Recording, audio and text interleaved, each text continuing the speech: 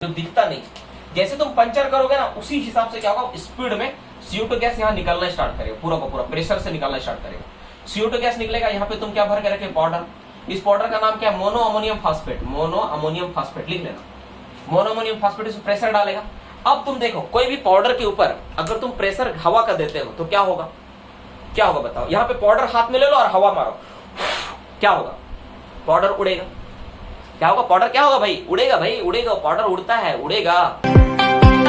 इससे रिलेटेड जितने भी MCQ क्वेश्चंस इंपॉर्टेंट हो सकते हैं, सारी चीजों को हम लोग क्लास में लेंगे, देखेंगे क्या क्या होता है, नहीं होता है फायर में, एक एक चीज को समझेंगे। सबसे पहले सबसे इंपॉर्टेंट बात, जो फायर होता है, फायर मतलब क्या, किस तरह का केमिकल रिएक्शन है फायर।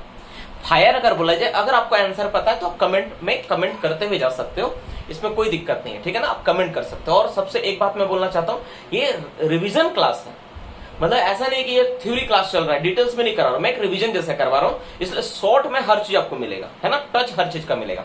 तो फायर मेनली क्या होता है, फायर को हम लोग क्या बोलते हैं, इंग्लिश हिंदी में क्या बोलते हैं, इसका मतलब क्या होता है, आग होता है। क्या होता है, इसका मतलब क्या होता है, इसको हम लोग क्या कहते हैं बाबू, इसको हम लोग कहते हैं आग, आग होता है, ठीक है। तो फायर, फायर एक्चुअली है क्या, क्या होता है फायर। तो फायर को समझने के लिए इसका एक ट्रायंगल होता है, उसको हम लोग क्या बोलते हैं, फायर ट्रायंगल। क्या बोलते हैं, एक ट्रायंगल होता है, उसको हम लोग क्या बोलते हैं, उसको हम लोग कहते हैं फायर ट्रायंगल। फायर ट्रायंगल, आग का ट्रायंगल, आग का ट्रायंगल। अक्सर तुम लोग सुना होगा आग का दरिया है, ठीक है, और डूब के जाना, ठीक है, लेकिन यहाँ पे क्या है, आग का ट्रायंगल है। ये आग का ट्रायंगल क्या बताता है, आग का ट्रायंगल बताता है कि आग लगने के लिए क्या क्या कंडीशंस होती है, किस किस कंडीशन में आग लग सकता है। आग लगने के लिए क्या क्या कंडीशन होता है, किस तरह आग लगेगा। देखो एक्चुअली क्या है, एक्चुअली हम लोग का टारगेट क्या है, हम लोग क्यों पढ़ते हैं, रीजंस क्या है स्टडी का। तो मेन पर्पस हम लोग का स्टडी का होता है ताकि हम लोग अपना कंटेंट को इंप्रूव कर पाए। हम लोग अगर खदान में कभी आग लगता है तो आग को काबू कर पाए, मेनली इस चैप्टर का उद्देश्य ही है। तो सबसे पहले आग को अगर आपको काबू करना है तो आपको पता होना चाहिए कि आग कैसे लगता है, आग कैसे लगता है, उसे डील कैसे करेंगे, आपको ये मालूम होना चाहिए। अगर आपको आग कैसे लगता है ये पता ही नहीं तो आपको कैसे काबू करोगे। तो सबसे पहले हम लोग बेसिक चीज स्टार्ट करते हैं, उसके बाद हम लोग किसका केमिस्ट्री को जानेंगे और बाकी चीज को भी समझेंगे। तो सबसे बेसिक चीज में चलते हैं कि आग अगर लगता है, कहीं पर अगर आग लगता है, उसके पीछे क्या क्या चीजें फैक्टर होती है, तो फायर ट्रायंगल द्वारा दिखाया जाता है। तो सबसे इंपॉर्टेंट बात, एक नंबर इसमें सबसे इंपॉर्टेंट चीज क्या होता है, कंबस्टिबल मटेरियल।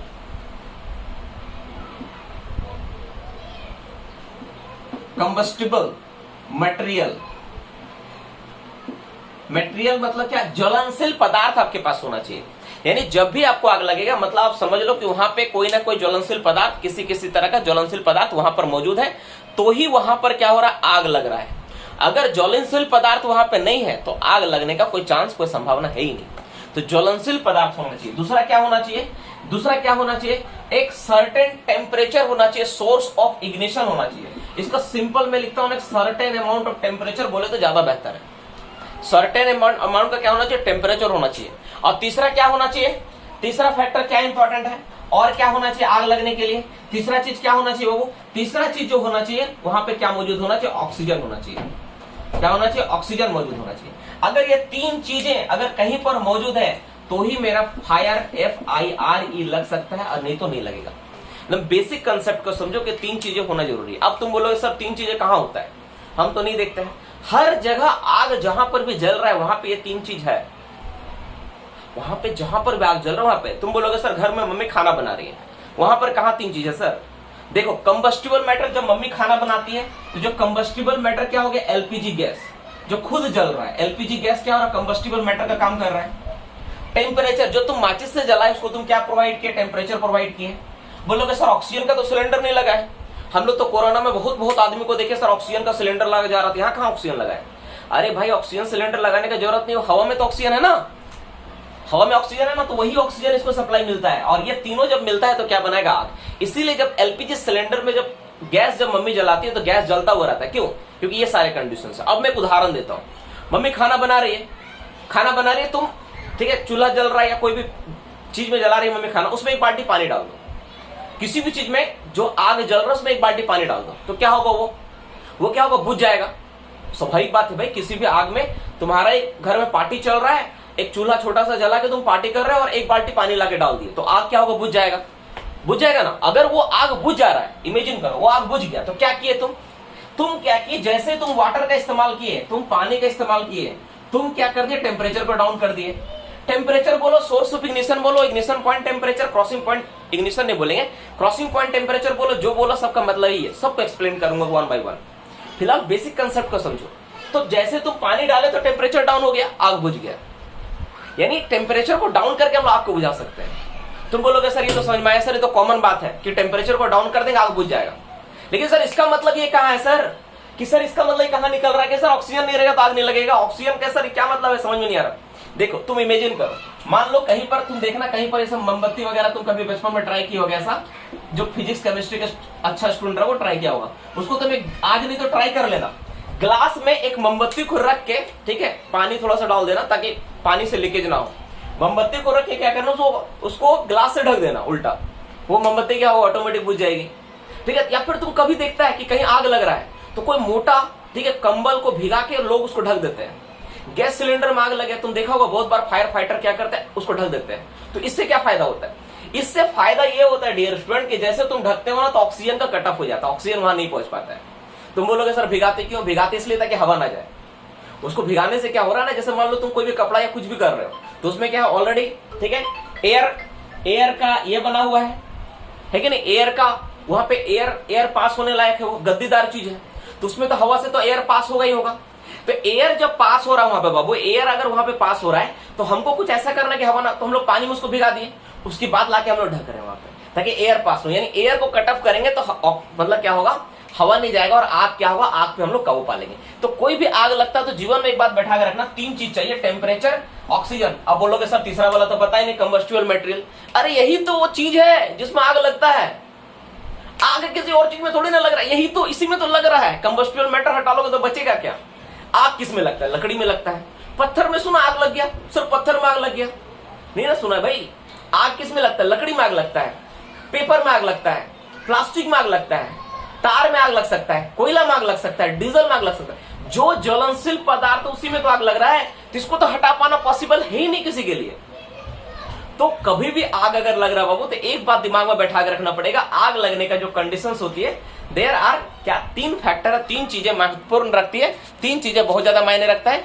एक क्या मायने रखता है, सबसे पहले इंपॉर्टेंट चीज है क्या मायने रखता है आग लगने में, आग लगने कंडीशन में क्या मायने रखता है, कंबस्टिबल मटेरियल होना चाहिए जिसमें आग लगेगा, एक सोर्स ऑफ इग्निशन टेम्परेचर होना चाहिए, और क्या होना चाहिए, और क्या होना चाहिए, साथ में ऑक्सीजन का सप्लाई होना चाहिए। अगर ये तीन चीजें होती है तो कहीं पर भी आग लगा हुआ रहेगा, और अगर इन तीनों चीज में किसी भी चीज को तुम कंट्रोल कर लोगे तो आग लगा हुआ नहीं रहेगा। थोड़ा सा कैमरा हमको लग रहा है साफ करना होगा, मैं थोड़ा साफ कर देता हूं कैमरा को ताकि आप बेहतर तरीके से और अच्छे समझ पाओ। ठीक है, थोड़ा पिक्चर क्वालिटी थोड़ा और बेहतर हो गया होगा, है ना, थोड़ा पिक्चर क्वालिटी पहले से बेहतर हो गया होगा। तो बाबू अभी तक हम लोग क्लास में क्या समझे, हम लोग क्लास में समझे इस फायर ट्रायंगल के माध्यम से कि अगर आग लगता है तो वी नीड थ्री थिंग्स में क्या क्या है, टेम्परेचर है, कंबस्टिबल मैटर है, ऑक्सीजन है। इन तीन चीजों के कारण ही कहीं पे आग लगता है, इन तीन चीजों रहेगा तो ही आग पकड़ेगा, नहीं तो नहीं पकड़ेगा। अब देखो, अब माइंस में हम लोग आते हैं, ठीक है, माइंस में आते हैं। माइंस में जब हम लोग जाते हैं ना तो हम लोग देखते हो कि कहीं आग लगा है, तो माइंस में कैसे आग बुझाओगे बताओ। मान लो माइंस में आग लगा है, तो माइंस में किस कारण से आग लगा है। अब इस बात को सोचते हैं कि आग लगने के पीछे कारण क्या होता है, तो माइंस में कैसे आग लग रहा है। देखो, तो माइंस में आग लगने के पीछे क्या क्या चीज है, माइंस में आग कैसे लगता है, हम लोग इस बात को देखते हैं। और साथ में तुमने भी देखा होगा बहुत बार कि गर्मी का समय में ओपन कास्ट में कोयला डंप किया, वहां पे आग लग गया, ठीक है सर, वहां पे तो कोई माचिस लगाया या नहीं, कोई माचिस लेके तो नहीं मार रहा ना, फिर वहां कैसे आग लग जा रहा है, क्या हो रहा है मैं समझा देता हूं। देखो, एक ठीक है, एक केमिकली एक टर्म है जिसको बोलते हैं हम लोग आईपीटी। क्या बोलते हैं हम लोग, आईपीटी। दो टर्म आता है, ठीक है, दो टर्म आता है टेम्परेचर के मामले में, एक होता है आईपीटी, दूसरा होता है सीपीटी। एक होता है आईपीटी, दूसरा होता है सीपीटी। आईपीटी मतलब इग्निशन पॉइंट टेम्परेचर, दूसरा होता है सीपीटी यानी crossing point temperature. Ignition point temperature और क्रॉसिंग पॉइंट टेम्परेचर, ठीक है, जिसको जो पता है अपना आंसर को टाइप कर सकते हो। मैं देख रहा हूं कि आप क्या क्या आंसर दे रहे हो, ठीक है ना, आप क्या क्या आंसर दे रहे हो मेरे विजिबल में है, ठीक है। अब आप जो भी आंसर टिक कर रहे हो मुझे पता है, ठीक है, सभी का आंसर दिख रहे हैं यहाँ पे। सबसे लास्ट वैभव कमेंट किया है इग्निशन पॉइंट टेम्परेचर और क्रॉसिंग पॉइंट टेम्परेचर, दो तरह होता है। दोनों चीज है क्या, मैं समझा देता हूँ। एक्चुअली क्या होता है ना, बात होता है ग्लिसरीन ऑयल का, एक बात मतलब एक बर्तन होता है। बात का मतलब कुछ नहीं होता, एक ग्लिसरीन ऑयल का एक बर्तन होता है। उस बर्तन में हम लोग क्या करते हैं ना, कोल सैंपल को रख के, कोयला सैंपल को, एक रिएक्टर बोलते हैं, रिएक्टर होता है कांच का बना हुआ एक रिएक्टर होता है, उसमें कोल सैंपल को रख के ग्लास वूल के सहारे उसको सेपरेट करके उसमें ऑक्सीजन सप्लाई देके हम लोग क्या करते हैं, उसको हीट करते हैं। मतलब क्या होता है, एक छोटा सा मैं उदाहरण तौर पे समझा देता हूँ। पहले भी मैं इस डायग्राम को बनाया, फिर भी देख लो। जैसे क्या है, बर्तन है, इसमें क्या है, ग्लिसरीन ऑयल है। ग्लिसरीन ऑयल में क्या भरा हुआ है, एक रिएक्टर मेरा है। ये सब कभी आपको किताब में भी शायद नहीं मिलेगा अभी फिलहाल, है ना। उसमें एक रिएक्टर होता है, इसको बोलते हैं रिएक्टर बोलते हैं ना। रिएक्टर क्या होता है, स्पाइरल होता है, मतलब इस तरह स्पाइरल घुमा हुआ रहता है ना, स्पाइरल होता है। रिएक्टर हो गया इस तरह से, और रिएक्टर वाला जो पॉइंट देख रहे हो ना, यहाँ पे क्या होता है, एक नोजल लगा होता है। अब हम लोग इस रिएक्टर में क्या करते हैं बाबू, इसमें सबसे पहले क्या होता है, ग्लास ऊल, मतलब ग्लास ऊल मतलब ऊल मतलब होता है ऊन, ऊन। तो ऊन की चीज का, ग्लास का मतलब कांच का ऊन, कांच का ऊन को पहले हम लोग नीचे डालते हैं। इसके बाद हम लोग क्या करते हैं, कोल को डालते हैं। कोल का सैंपल का साइज होता है स्पेसिफिक, जैसा तुम रिसर्च करोगे उसके अनुसार होता है। तो उसमें जो साइज होता है 20 माइक्रोन, माफ करना 20 माइक्रोन, हाँ 20 ग्राम हम लोग लेते हैं। 20 ग्राम सैंपल का लेते हैं हम लोग, ठीक है। 212 माइक्रोन का लेते हैं, 212 माइक्रोन मीटर का 20 ग्राम हम लोग सैंपल लेते हैं। 20 ग्राम सैंपल लेते हैं और ऑक्सीजन के यहां से क्या करते हैं, पाइप को जोड़ देते हैं, अब पूरा का पूरा सेटअप को ना यहाँ पे रखते हैं, इसमें रखते हैं। पूरा का पूरा सेटअप को क्या होता है, यहाँ रखते हैं ऐसा करके, ठीक है। और इसमें एक थर्मामीटर लगा देते हैं और एक थर्मामीटर यहाँ लगा देते हैं। ध्यान देना, एक थर्मामीटर यहाँ, एक थर्मामीटर यहाँ, और नीचे से क्या करते हैं, इसको हीट करते हैं। ऑक्सीजन सप्लाई यहां से जा रहा है, इसमें जा रहा है ऑक्सीजन सप्लाई, ऑक्सीजन जा रहा है। तो होगा क्या बाबू, जैसे तो तुम बर्नर को गर्म करोगे ना, तो पहले ग्लिसरीन ऑयल गर्म होगा और पहले ग्लिसरीन ऑयल का टेम्परेचर बढ़ता जाएगा, और जो कोल का टेम्परेचर है धीरे धीरे कोल का टेम्परेचर बढ़ेगा। यानी इनिशियल कंडीशन में चूंकि बर्तन गर्म हो रहा है, ग्लिसरीन ऑयल गर्म हो रहा है, उसका टेम्परेचर बढ़ रहा है। तो तुम क्या देखोगे, क्या कि पहले क्या होता है, पहले क्या होगा, तुम्हारा ग्लिसरीन ऑयल का टेम्परेचर बढ़ेगा, उसके इफेक्ट से कोयला का टेम्परेचर बढ़ेगा, ठीक है, बढ़ता रहेगा। और एक टाइम के बाद, अब देखो कोयला में तुम क्या सप्लाई करो, ऑक्सीजन। तो कंटिन्यू ऑक्सीजन जब सप्लाई करते तो कोल क्या होता है, गर्म होता है, उसको क्या बोलते हैं, स्पॉन्टेनियस हीटिंग। तो स्पॉन्टेनियस हीटिंग के कारण गर्म होता रहेगा। तो एक टाइम के बाद देखोगे ना, कोयला का टेम्परेचर अब धीरे धीरे राइज करने स्टार्ट होगा। मतलब ये जो थर्मामीटर तुम यहाँ लगा रखे हो, इस थर्मामीटर में तुमको रीडिंग मिलना स्टार्ट होगा, ग्रेजुअली बढ़ रहा है। और एक पॉइंट ऐसा आएगा, लगभग 100, जो मैं एक्सपेरिमेंट किया हूं बहुत सारा, उसमें 118 से 135 के बीच में तुम देखोगे कि दोनों बराबर हो गया। हर किस कोयला का अलग अलग होता है, 135 से 118 के बीच दोनों बराबर हो जाएगा। तो जिस पॉइंट पे दोनों आपस में बराबर हो जाएंगे, उसी को बोलते हैं इग्निशन पॉइंट टेम्परेचर, आईपीटी। उसी को हम लोग क्या बोलते हैं, इग्निशन पॉइंट टेम्परेचर। नहीं, जिस पॉइंट पे दोनों मिलकर बराबर होगा, ठीक है, जिस पॉइंट पे दोनों बराबर होगा उसको बोलेंगे क्रॉसिंग पॉइंट टेम्परेचर। क्या बोलेंगे, क्रॉसिंग पॉइंट टेम्परेचर।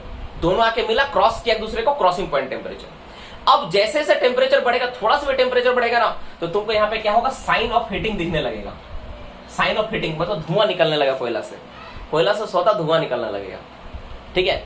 उस टेम्परेचर जहां से तुमको पहला साइन मिलेगा, उसी को बोलेंगे इग्निशन पॉइंट टेम्परेचर, आईपीटी। तो क्रॉसिंग पॉइंट टेम्परेचर मतलब क्या, जहां पर इसको बोलते हैं बाथ, ग्लिसरीन बाथ बोलते हैं। क्यों, क्योंकि इसमें क्या कर रहे हैं हम लोग, इसमें ग्लिसरीन ऑयल को गर्म कर रहे हैं। इसका टेम्परेचर और कोल का टेम्परेचर जहां पे क्रॉस किया, उस जगह को बोलेंगे हम लोग क्रॉसिंग पॉइंट टेम्परेचर। अब एक सवाल आता है कि सर आपको इतना कैसे पता, इसलिए ऐसा पता है क्योंकि मैं 200 से ज्यादा एक्सपेरिमेंट आईएसएम में इससे रिलेटेड कर चुका हूं। मैं जब आईएसएम में प्रोजेक्ट में वर्क में था वहां पे मेरा, तो वहां पे 200 से अधिक एक्सपेरिमेंट इसी टॉपिक के ऊपर मेरा था, और बहुत तरह तरह की चीजों पे इस पे हम काम कर चुके हैं कि भाई अलग अलग तरह से, और टाइम टेकिंग लगता है इसमें। तो ये सारी चीजें थी उसमें मेरे लिए, तो इसलिए मुझे इसके बारे में अच्छे से पता है कैसे करना होता नहीं होता है। अब बाबू हम लोग बात करते हैं अब आगे। अच्छा एक बात और, यहाँ पर भी ना, यहाँ पर भी ऊल रहता है, यहाँ पे बीच में क्या रहता है, कोयला का डस्ट रहता है। देखो पहले हम लोग ऊल डालें, फिर कोल का डस्ट डाल देंगे, फिर ऊपर से क्या करेंगे, वही ग्लास ऊल डाल देंगे, ग्लास का ऊल डाल देंगे, और इसके बाद थर्मामीटर सेट करेंगे, ठीक है। तो तुमको समझ में आ गया कि क्रॉसिंग पॉइंट टेम्परेचर क्या होता है, इग्निशन पॉइंट टेम्परेचर क्या होता है। और प्लीज अब भूलना मत, ये पहला बार है और आखिरी बार है, शायद यूट्यूब में भी लग रहा है पहला और आखिरी बार है, ठीक है। क्लास में लग रहा है कि पहला और आखिरी बार, इसके बाद शायद आपको कोई सुनाया भी नहीं होगा पहले, और अभी भी नहीं सुनाया होगा। तो ध्यान से देख लो इस चीज को। ये हो गया मेरा। अब हम लोग आगे बढ़ते हैं। तो सर इस टेम्परेचर का मतलब क्या है, सर मायने क्या रखता है। देखो मायने रखता है मेरा कोल के कंडीशन में। जब मेरा कोल होता है, कोल क्या होता है, coal is a carbonaceous material. देखो कोल क्या है, कार्बोनेसियस मटेरियल होता है। थोड़ा सा ब्रीफ में जाते हैं, थोड़ा सा और पहले जाकर समझाते हैं। आग का मतलब क्या है, आग को केमिकली बोलते हैं। इसको केमिकली क्या डिफाइन किया था, बोला जाता है ऑक्सीडेशन है। ये क्या बोला जाता है, ऑक्सीडेशन रिएक्शन है। किस तरह का रिएक्शन है भाई, तो ऑक्सीडेशन रिएक्शन है। तो कैसे ऑक्सीडेशन रिएक्शन है, तो हम लोग जानते हैं केमिस्ट्री के डेफिनेशन में, वह कोई भी रिएक्शन जिसमें ऑक्सीजन कंबाइन होता है, ठीक है, या फिर हाइड्रोजन का विघटन होता है हाइड्रोजन का अलग होता है, उस रिएक्शन को हम लोग बोलते हैं ऑक्सीडेशन। हम लोग उसको क्या बोलते हैं? ऑक्सीडेशन बोलते हैं। तो हम लोग जानते हैं जब कभी कोयला का मतलब क्या होता है बाबू? कोयला का मतलब होता है कार्बन। कोयला का मतलब बोल रहा काला, अरे कोयला का मतलब क्या होता है? कार्बन। कोयला का मतलब क्या था? कार्बन। तो जब कभी कोल को हम लोग ऑक्सीजन के साथ जब भी हम लोग देंगे उसके संपर्क में, तो हम हमेशा देखेंगे क्या होगा, या तो वो CO बनाएगा या तो CO2 बनाएगा। मतलब कार्बन का एक टेंडेंसी क्या है कि ऑक्सीजन के साथ रिएक्शन कर लेना। सिंपल बात है भाई, कार्बन को जब भी मिलेगा ना ऑक्सीजन तो उसके साथ रिएक्शन करेगा। अब कंडीशंस पे डिपेंड करता है कि कब CO बनेगा कब CO2 बनेगा, दोनों कंडीशंस पे डिपेंड करता है। लेकिन ये रिएक्शन करेगा, कंबाइन होगा, आपस में जुड़ेगा।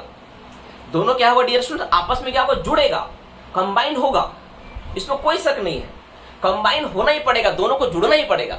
तो सवाल यहां पर यह आता है कि कार्बन जो है ऑक्सीजन के साथ रिएक्शन करके CO और CO2 बनाया, मेरा CO और CO2 बनाया।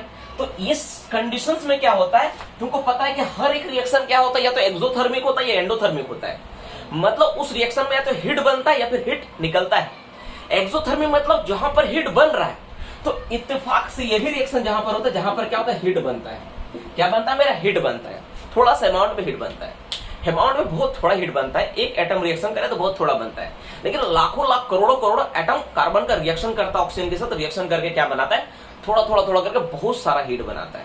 अब तुम इमेजिन करो, अभी हम लोग क्या देखें कि अभी हम लोग रिएक्टर में देखें एक बात कि रिएक्टर में जब कोयला को हम लोग गर्म कर रहे थे, जो ऑक्सीजन सप्लाई कर रहे थे और उसको गर्म भी कर रहे थे, तो हम लोग क्या देखें? हम लोग देखें कि कोयला क्या हो रहा है? धीरे धीरे गर्म होकर क्या हो रहा है? जैसे जैसे टेम्परेचर बढ़ रहा है, जैसे वो गर्म कर रहा है, उससे क्या ऑक्सीजन दे रहे थे क्या, और उसका टेम्परेचर राइज कर रहा है, ये हो रहा था। उसी तरह जब तुम ऑक्सीजन सप्लाई करते हो कार्बन के साथ, जब रिएक्शन होता है कंटिन्यूसली, तो वहां पे क्या बनेगा? हीट कंटिन्यू बनेगा, हीट कंटिन्यू बनेगा। ठीक है। और एक फंडा है, केमिस्ट्री का एक फंडा है, कितना डिग्री टेम्परेचर पर ऑक्सीडेशन रेट डबल हो जाता है, हर उतना डिग्री पे डबल होगा। कितना डिग्री पे डबल होता है डियर स्टूडेंट? आप सबको पता है, मैंने क्लास में भी करवाया है। फटाक से आंसर मार दो, क्या होगा इसका जवाब? Very good. 10 डिग्री सेंटीग्रेड पे ऑक्सीजन रेट क्या होता है? ऑक्सीडेशन रेट क्या होता है? डबल हो जाता है। हर 10 डिग्री तापक्रम पे ऑक्सीडेशन डबल। तो यहाँ पे ऑक्सीडेशन क्या मेरा होगा? दो गुना करके होगा। 10 डिग्री टेम्परेचर बढ़ा, ऑक्सीडेशन डबल। 10 डिग्री तापक्रम बढ़ा, ऑक्सीडेशन डबल हो जाएगा। तो जैसे जैसे ऑक्सीजन मेरा डबल हो रहा बाबू, तो हम लोग देखेंगे टेम्परेचर तो बढ़ रहा है और इधर से धीरे धीरे ऑक्सीडेशन भी मेरा क्या हो रहा है? फास्ट हो रहा है। मतलब एक तरह से तुम बोल सकते हैं कि सर एक दूसरे का पूरक है। जैसे एक चुंबक है, चुंबक को जितना करीब लाओगे उतना जोर से खींचेगा, तुम उसको धीरे धीरे करीब ला रहे हो, यानी फोर्स क्या होगा? जितना करीब आएगा उतना फोर्स का क्या बढ़ेगा ना। बस वही यहां पर भी हो रहा है कि जैसे जैसे तुम्हारा दोनों एक दूसरे कैसे कर रहा है, देखो पहले हीट बढ़ा तो ऑक्सीडेशन डबल हुआ, फिर ऑक्सीडेशन डबल हुआ तो हीट ज्यादा बढ़ेगा, फिर हीट बढ़ा फिर ऑक्सीडेशन डबल हुआ, ऑक्सीडेशन डबल हुआ तो हीट बढ़ेगा। दोनों एक दूसरे क्या कर रहा है? दोनों एक दूसरे को पूरक करने काम कर रहा है, दोनों एक दूसरे को उठा रहे हैं। और इस कंडीशन में हम लोग क्या देखते हैं क्या कि एक फिर से एक टेम्परेचर पहुंचेगी। जो कोयला में रहा था ना कार्बन, बढ़ते बढ़ते इसका टेम्परेचर, जैसे स्टार्टिंग में मान लो नॉर्मल टू द सीम है, कोई सीम का टेम्परेचर एवरेज 30 डिग्री सेंटीग्रेड होता है, मान लो 30 डिग्री है, इसका टेम्परेचर धीरे धीरे राइज करना स्टार्ट हुआ। सोचो क्या मैं बता रहा हूँ, ठीक है। टेम्परेचर राइज करना स्टार्ट हुआ, 30 degree, 31 degree, 32 degree, 33 degree, 34 degree, 35 degree, 36 degree, इस तरह से टेम्परेचर राइज करना स्टार्ट हुआ बाबू। और अचानक हम लोग देखते हैं क्या, एक बार वो टेम्परेचर सीधा का सीधा पहुंच गया कहां पर? क्रॉसिंग पॉइंट टेम्परेचर के पास। बस आ गया तुम्हारा crossing point temperature, first sign of heating तुमको मिल जाएगा। क्रॉसिंग पॉइंट टेम्परेचर जब पहुंचता है ना, वहां पर तुमको CO मिलना स्टार्ट हो जाएगा। तुमको रिटर्न ईयर में CO मिलेगा 5 ppm, 10 ppm, 7 ppm, 9 ppm मिलेगा। वहां से तुम्हारे पास 7 से 10 दिन का टाइम होता है कि अगर तुम वहां से उसको जज करके, कुछ माइंस में माइंस टू माइंस वेरी करता है, किसी किसी माइंस में महीना भर का भी टाइम मिलता है। अगर तुम CO को परमानेंटली अगर जज करके, ठीक है, अगर वहां से तुम कंट्रोल कर लिए कि कहां पर किस वजह से CO आ रहा है मेरा, ठीक है, तब तुम कंट्रोल कर लोगे, यानी इग्निशन पॉइंट पहुंचने से पहले तुम रोक लोगे। लेकिन अगर CPT पे तुम नहीं रोक पाए, क्रॉसिंग पॉइंट टेम्परेचर पास तुम नहीं रोक पाए, उसको तुम हो जाने दिया, अगर IPT में चला गया तो फायर क्या होगा? ब्रोकन आउट हो जाएगा। तुमको पता चलेगा खदान में आग लगा, धुआं निकलने लगेगा। लोग जो तुम बोलते हो जो सिम्टम होता है फायर का कि सब धुआं मिल रहा है, वो जो तिल चट्टा जो होता है, कॉकरोच वगैरह उड़ने लगता है, ठीक है। फिर तुम देखते हो कि चारों तरफ स्टार्टर में पानी का बूंद, स्टार्टर जिसको बोलते हैं हम लोग, क्या बोलते हैं जिसको बोलते हैं, क्या बोलते हैं हम लोग, क्या बोलते हैं स्टार्टर में जो पानी का बूंद आता है, इसको क्या बोला जाता है? स्टर्म को क्या बोलते हैं? क्या बोलते हैं बाबू? स्टर्म को क्या बोला जाता है? पानी जो स्टार्टर में दिखता है, फर्स्ट साइन ऑफ, ठीक है, sweating of starter. Very good. इसको हम लोग क्या बोलते हैं? Sweating of starter. स्टार्टर में स्वेटिंग का इफेक्ट दिखने लगेगा तो तुम समझ जाना तुम्हारा खदान में कहीं ना कहीं आग लगा हुआ है, और वो टेम्परेचर जो है IPT तक पहुंच चुका है, इग्निशन पॉइंट। तो दैट्स व्हाई CPT और IPT, इसीलिए इसका इतना महत्व है। सीपीटी और आईपीटी ना कोई मतलब मजाक चीज नहीं है, महत्व इसलिए है ना, अभी तक पता नहीं तुम लोग पहले सुना होगा कि नहीं, दैट्स वाई इंपॉर्टेंट। तो हम लोग एक बात समझे भी आज का क्लास में समझे क्या कि आग लगता है उसके लिए 3 फैक्टर जिम्मेवार है, ठीक है। क्या क्या जिम्मेवार है? कंबस्टिबल मैटर खुद होना चाहिए, ऑक्सीजन का सप्लाई होना चाहिए, और क्या होना चाहिए? कंबस्टिबल मैटर, ऑक्सीजन का सप्लाई, और तीसरा एक फैक्टर क्या होना चाहिए? वो कंबस्टिबल मैटर, ऑक्सीजन का सप्लाई, और तीसरा बात क्या होना चाहिए? वो तुम्हारा टेम्परेचर होना चाहिए। तो टेम्परेचर तो कोई दे रहा नहीं सर कोयला में अंडरग्राउंड में, तो सर आ कहां से रहा है? तो अगर आपसे कभी सवाल पूछा जाएगा इंटरव्यू में भी, तो तुम एक्सप्लेन करना कि कोयला क्या होता है सर। कोयला क्या होता है? कोयला का मतलब होता है कार्बन, और वो ऑक्सीजन से रिएक्शन करता है, इसको बोलते हैं ऑक्सीडेशन प्रोसेस। इस प्रोसेस में क्या होता है? या तो CO बनाएगा या CO2 बनाएगा, साथ में कुछ हीट बनाता है, जो एक तरह का एक्सोथर्मिक रिएक्शन है। यही हीट क्या होता है? कंटिन्यू बनते बनते ट्रैप होते होते आग लगाने का काम करता है। अब तुम इमेजिन करो, ठीक है। अब एक सवाल मैं पूछता हूं, देखो इसका आंसर तुमको यहां पे मिलेगा, तुम सोच के देखो, क्या हर जगह कोयला में आग लगेगा? अगर ऐसा होता तो खदान में तो हर जगह कोयला है, पिलर में कोयला है, जहां पे ट्रैवलिंग रास्ते जाते हैं वो पिलर में कोयला है कि नहीं, वहां आग नहीं लगता, क्यों? अब इस बात को सोचो कि सर पिलर में आग नहीं लगता, डिप्लेयरिंग पैनल में काहे आग लगता है? जस्ट थिंक इट, क्या रीजन हो सकता है? एक बात तुम सोच के देखो। एक बात हम क्या बोले कि कार्बन है, ऑक्सीजन है, आग लगेगा, यही ना मैं बताया। तो बात यही आता भाई कि सर कार्बन ऑक्सीजन में आग लग रहा है, तो पिलर भी तो सामने खड़ा है, उसमें आग काहे नहीं लग रहा है? कारण क्या? देखो इसका आंसर कहां मिलेगा? इसका आंसर ये मिलेगा बाबू, इसका आंसर मिलेगा हीट का। क्या हीट? देखो हम क्या बोले, आग लगने के लिए क्या क्या चीज जिम्मेवार है भाई? आग लगने के लिए 3 चीज होना चाहिए था। क्या होना चाहिए था? तो कंबस्टिबल मैटर होना चाहिए था, कंबस्टिबल मटेरियल होना चाहिए था, CM लिख देता हूं मैं, ठीक है। और क्या होना चाहिए था? एक टेम्परेचर होना चाहिए था, और दूसरा क्या होना चाहिए था? ठीक है, टेम्परेचर कौन सा? अब देखो, अब तुम टेम्परेचर सही बोल पाओगे, IPT, इग्निशन पॉइंट टेम्परेचर होना चाहिए, तब जाके आग लगेगा, ठीक है। और तीसरा फैक्टर क्या होना चाहिए? ऑक्सीजन होना चाहिए, ठीक है, ऑक्सीजन होना चाहिए। अगर 3 चीज है तब जाकर मेरा कहीं पे आग लगेगा, ये 3 चीज रहेगा तो मुझे फायर लगेगा, ठीक है।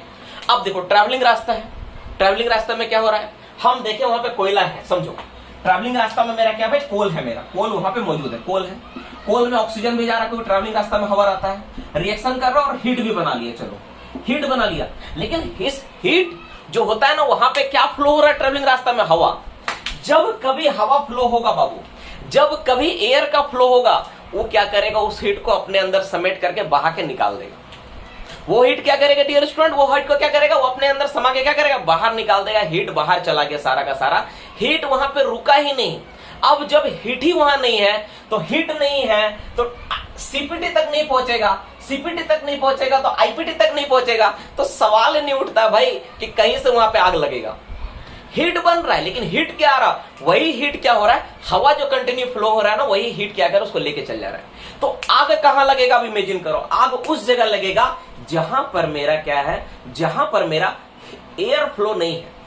अगर एयर फ्लो करवा दिए बढ़िया से, ढंग से, अच्छा हवा फ्लो हो गया, तब समझ लो कोई इस हीट को क्या करे? ठंडा करके धीरे धीरे पास कर देगा, आग नहीं लगेगी। लेकिन अगर मान लो अगर हीट का फ्लो नहीं मिल रहा, अगर एयर का फ्लो प्रॉपर नहीं मिल रहा बाबू, तब तो आग लगने का चांसेस 110% है, कोई उसको रोक नहीं सकता। तो मोटा मोटे मैं जो समझाना चाह रहा था आपको समझ में आ गई है, और इसीलिए तुम देख रहे हो डिप्लेयरिंग पैनल में ज्यादातर आग लगता है। अब डिप्लेयरिंग पैनल में आग क्यों लगता है? इमेजिन करो, इसीलिए सर आग लगता है। अब तुम खुद से बता पाओगे कि इसी वजह से आग लग रहा है भाई यहाँ पे डिप्लेयरिंग पैनल में, क्योंकि वहां पर क्या है? डिप्लेयरिंग पैनल है तो गोफ एरिया में आग लग रहा है, वहां से तो हवा जाने का कोई चांसेस ही नहीं है। गोफ एरिया जैसे मान लो एक पैनल है मेरा, देखो एक पैनल में स्केच करता हूँ, सपोज देखो वो देखो है ना। हर चीज को जब प्रैक्टिकली डायग्राम से समझोगे ना, तब जीवन में ना बहुत मजा आ जाएगा, तुमको कभी दिक्कत नहीं होगा, कभी तुम बोलोगे नहीं। सपोज ये आपका पैनल है, ठीक है, आप केबिंग डायगोनल वाइज केबिंग कर रहे हो, तो 45 डिग्री एंगल पे डायगोनल केबिंग करो, आपका गोप हो गया, तो आग कहां लगे? आपको इस एरिया में आग लगेगा। कभी आप सुने हो कि इस पिलर में आग लग गया, वर्किंग वाला पिलर में आग लग गया? कभी नहीं सुनोगे। क्यों? क्योंकि देखो एयर का जो फ्लो होगा, आपको कोई इनटेक होगा, आपको कोई रिटर्न होगा, यही ना होगा भाई। आप इनटेक और रिटर्न करोगे, ये आपका ये पैनल आपका मान लो ये पिलर सब आपको अभी चल रहा है, ये पिलर इतना चलाना बाकी है, आप सोच के देखो, ये चलाना बाकी है, इधर आपका गोप बन चुका है, तो एयर इनटेक रिटर्न ही तो फ्लो होकर पूरा हवा को निकाल देगा। तो जो गोप एरिया में जो कोयला दब के रह गया, जो कोयला वहां छूट गया, ठीक है, उस कोयला में स्पॉन्टेनियस हीटिंग होगी, इसको हिंदी में क्या बोलते हैं? स्वतः दहन होगा। और उसी स्वतः दहन के कारण क्या होगा? वहां पे ट्रैप्ड होगा, क्योंकि वेंटिलेशन वहां तो है नहीं, फ्लो तो है नहीं, इसीलिए वहां पे देखोगे तुम्हारा आग लग गया, ठीक है। इसलिए अब देखो, अब सोचते कि चलो आग लगने वाला समझ में आ गया, तो आग लगाना ही काम थोड़ी ना भाई, आग लगाना नहीं, वो आग को कंट्रोल भी करना। आप सोचते हो आग को कैसे बुझाया जाए। अब देखो मान लो खुदा ना खास्ता किसी माइंस में आग लग गया, ईश्वर ना करे ऐसा कहीं हो, लेकिन फिर भी आग लग गया, कहीं पर आग लग गया, ठीक है। अब इस आग को, ये जो आग लगा हुआ है, इस आग को कैसे काबू पाया जाए, ठीक है। तो फिर से हमको आना पड़ेगा यहाँ पे कि इस जगह पे कि आग के लिए क्या क्या चाहिए, कंबस्टिबल मटेरियल। तो सोच के देखो, क्या कंबस्टिबल मटेरियल यहाँ से निकाला जा सकता है? मतलब यहाँ पे जो कोयला में आग लगा है, उस कोयला को तुम क्या हटा सकते हो? पॉसिबल ही नहीं है, ये तो भूल ही जाओ, है कि नहीं। तो सर कैसा आप जब बात करते हैं आप कंबस्टिबल मटेरियल बोला, कोयला को ले वहां आग लगाए तो वो तो गोफ है सर, वहां कौन जाएगा, तो पॉसिबल नहीं है, ठीक है। चल दूसरा, टेम्परेचर को कम करना। क्या टेम्परेचर हम यहाँ पे कम कर सकते हैं? तो टेम्परेचर कम किया जा सकता है, इसलिए देखना एक इंटेंशनल फ्लडिंग के बारे में बोला गया है। माइंस में एक टर्म आता है ना, इंटेंशनल फ्लडिंग। कितना दिन पहले नोटिस देते हैं बाबू? इंटेंशनल फ्लडिंग का नोटिस कितना दिन पहले दिया जाता है? वेरी गुड, कितना दिन पहले नोटिस दिया जाता है? 14 डेज पहले नोटिस देते हैं। किसको नोटिस देते हैं इंटेंशनल फ्लडिंग का? किसको नोटिस देते हैं? वेरी गुड, आरआई को देते हैं। इंटेंशनल अगर फ्लडिंग करना तो आरआई को नोटिस देते हैं। 14 डेज पहले नोटिस दिया जाता है कि हाँ भाई इंटेंशनल फ्लडिंग हम कर सकते हैं। अब इमेजिन करो यहाँ पे आग लगा है, तो तुम इंटेंशनल फ्लडिंग किस लिए करोगे? खदान को डुबाना थोड़ी ना, इसी आपको बुझाना है भाई। तो वहां पे क्या करोगे, इंटेंशनली हम लोग क्या करते हैं, पाइप लगा के हम लोग फ्लडिंग पानी को फ्लो करवा देते हैं। तो पानी को फ्लो करवा के तुम आग को काबू कर सकते हो, टेम्परेचर को कम कर सकते हो, तो आग पे काबू पाया जा सकता है। लेकिन ये खतरनाक भी होता है, क्योंकि क्या होता है मैं समझा देता हूँ। जैसे मान लो कोयला में आग लगा हुआ है, ठीक है, कोयला में आग लगा हुआ है। जब तुम कोयला को तुम पानी फ्लो करवा दोगे ना, तो कोयला को क्या होगा ना, वाशरी कोल बन जाएगा, वॉश हो जाएगा पूरा पूरा कोयला। कोयला का क्या होगा ना, जो कोयला होता है ना, स्क्रीनिंग कोल, जिस तरह वॉश करके कोयला कैसे निकलता है, लाइक उस तरह से कोयला हो जाएगा। मेरे मुंह से वाशरी निकल गया, सॉरी फॉर दैट। वॉश कोयला हो जाएगा, पूरा साफ कोयला हो जाएगा। और आग अगर नहीं बुझा उस पानी से, और आग का जरा से भी आंसर आ गया, कंटिन्यू तुम पानी फ्लो नहीं करवा पाए, मतलब जैसे क्या है कि तुम सोचे 2 दिन बाद आग बुझ गया है ना, तुम पानी फ्लो रोक दिए। सोच के देखो, अगर तुमको लगा आग बुझ चुका है, पानी फ्लो रोक दिए, तो बहुत भयानक आग पकड़ेगा। इंटेंशनल फ्लडिंग में ये सबसे बड़ा दिक्कत है। अगर तुम कंटिन्यूस जगह डुबा दिए, पूरा वहां तक पानी में डुबा के छोड़ दिए, तब तो बहुत अच्छा है। अगर नहीं छोड़ पाए तो बहुत खराब है, क्योंकि वो कोयला क्या होगा, पूरा वाश हो जाएगा, और उसपे जो आग पकड़ेगा ना, बहुत तीव्र गति से पकड़ेगा, पहले से भी ज्यादा खतरनाक। तो ये एक दिक्कत है इसमें, ठीक है। तो दूसरा, यानी टेम्परेचर को कम करके नहीं हो सकता है, मतलब परमानेंट सॉल्यूशन नहीं दिखता है माइनिंग में। वो भी परमानेंट उसी प्लेस पे वाटर स्प्रे करके बुझाना या पानी पहुंचाना जहां पर गोप्ड एरिया, वहां तो पॉसिबल ही नहीं है। तो तीसरा ऑप्शन क्या बचता? ऑक्सीजन का कटअप। क्या करो, ऑक्सीजन का कटअप करो, जो कि 90%, 99% बोल सकते हो तुम एक डेटा के अनुसार, ठीक है। माइंस में यही टेक्निक अडॉप्ट किया जाता है। क्या किया जाता है भाई? बोलता है कि ऑक्सीजन का कटअप कर दो, ऑक्सीजन का कटअप कर दो। बोलो ऑक्सीजन कटअप कैसे कर दो? तो आपको पता है कि जब कोई पैनल होता है, पैनल जब होता है मेरा, जब पैनल वर्किंग होता है किसी तरह का, तो आपको पैनल में क्या दिखता है भाई? आपको दिखता है पैनल में रिटर्न और इंटेक एयर के लिए क्या होता है, यहाँ पर कुछ स्टॉपिंग्स ऐसा छोड़ के हम लोग रखते हैं। कुछ स्टॉपिंग को क्या होता है, आधा आधा बना के रखा है। इसको कौन सा स्टॉपिंग बोलते हैं? Preparatory stopping. 4 से 5 स्टॉपिंग्स होता है, खुला रहता है, बाद बाकी तो पूरा सील रहता है ना, आइसोलेट किया रहता है पैनल। तो 4 से 5 जो स्टॉपिंग खुला रहता है, उसका बगल में क्या रखना, हमको ईटा बालू पहले से रखना होता है। उसी मटेरियल से क्या करो, जल्दी इसको बंद कर दो, उसी मटेरियल से जल्दी बंद कर दो। जैसे तुम बंद करोगे, तुम क्या किया, ऑक्सीजन का कट ऑफ कर दिया। यानी जितना देर ऑक्सीजन इस पैनल में है, जितना हवा इसमें है, अब ऐसा बंद करना है ना कि ऑक्सीजन का सप्लाई ना हो, ठीक है ना, ध्यान रहे, ठीक है। ऐसा बंद कर दो कि ऑक्सीजन का सप्लाई ना हो, तब देखोगे क्या धीरे धीरे क्या है, ये बुझ जाएगा। अब सबसे इंटरेस्टिंग बात, ठीक है, यहाँ पे कहानी का दूसरा मोड़ आता है। बहुत सारा पार्ट है, तुम इतना पढ़ चुके हो ना, कुछ भी चीज को मैं पूछ सकता हूँ, ठीक है। ये जो स्टॉपिंग बनाई यहाँ पे, ठीक है, इस स्टॉपिंग को बंद कर दिया। इस स्टॉपिंग को किस नाम से जानते हैं?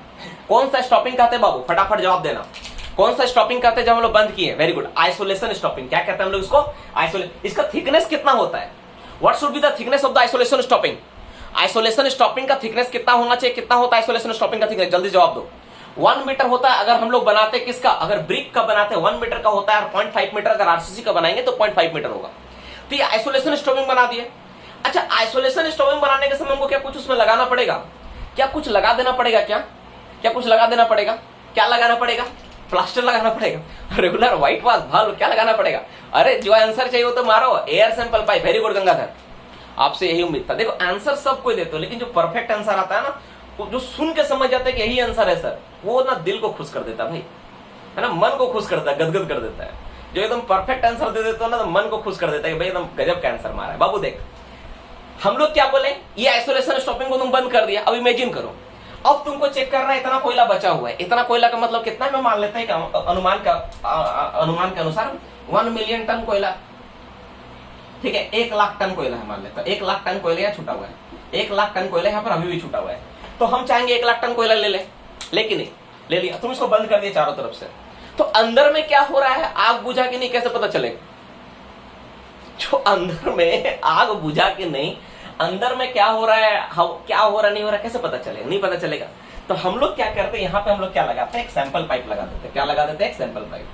हम लोग क्या करते हैं, यहाँ पे एक सैंपल पाइप लगा देता है, जिसका काम होता है क्या, जिसका काम होता है अंदर का सैंपल के बारे में जानकारी देते रहना कि हाँ भाई क्या है नहीं उसका पोजीशन। तो दोनों साइड होता है, डीप साइड भी होता है और इनटेक मतलब राइट साइड भी होता है, डीप साइड, दोनों साइड लगाते हैं हम लोग इसका पोजीशंस को जानने के लिए, भाई क्या है नहीं। सैंपल पाइप लगाते हैं, ध्यान समझना, सैंपल पाइप हम लोग लगाए। अब देखो क्यों, अब बोलेगा सर सैंपल पाइप नहीं लगाएंगे तो तुमको स्टॉपिंग तोड़ के देखना पड़ेगा। स्टॉपिंग तोड़ो, देखो अंदर में क्या है। अब स्टॉपिंग तोड़ा, हवा जाएगा, फिर आग लग जाएगा। सैंपल पाइप क्या है, सैंपल पाइप कंट्रोल वे में, कंट्रोल वे में सैंपल पाइप खोले, उसमें सैंपल लिए, टेस्ट करवा लिए ये। अब देखो जब तक आग रहेगा ना तब तक आपको CO मिलेगा, ऑक्सीजन हाई लेवल पे रहेगा। ऑक्सीजन कितना परसेंट ऑक्सीजन आने पे, ठीक है, स्पॉन्टेनियस हीटिंग बंद हो जाता है। कितना percent oxygen spontaneous, very good, 2% पे बंद हो जाता है।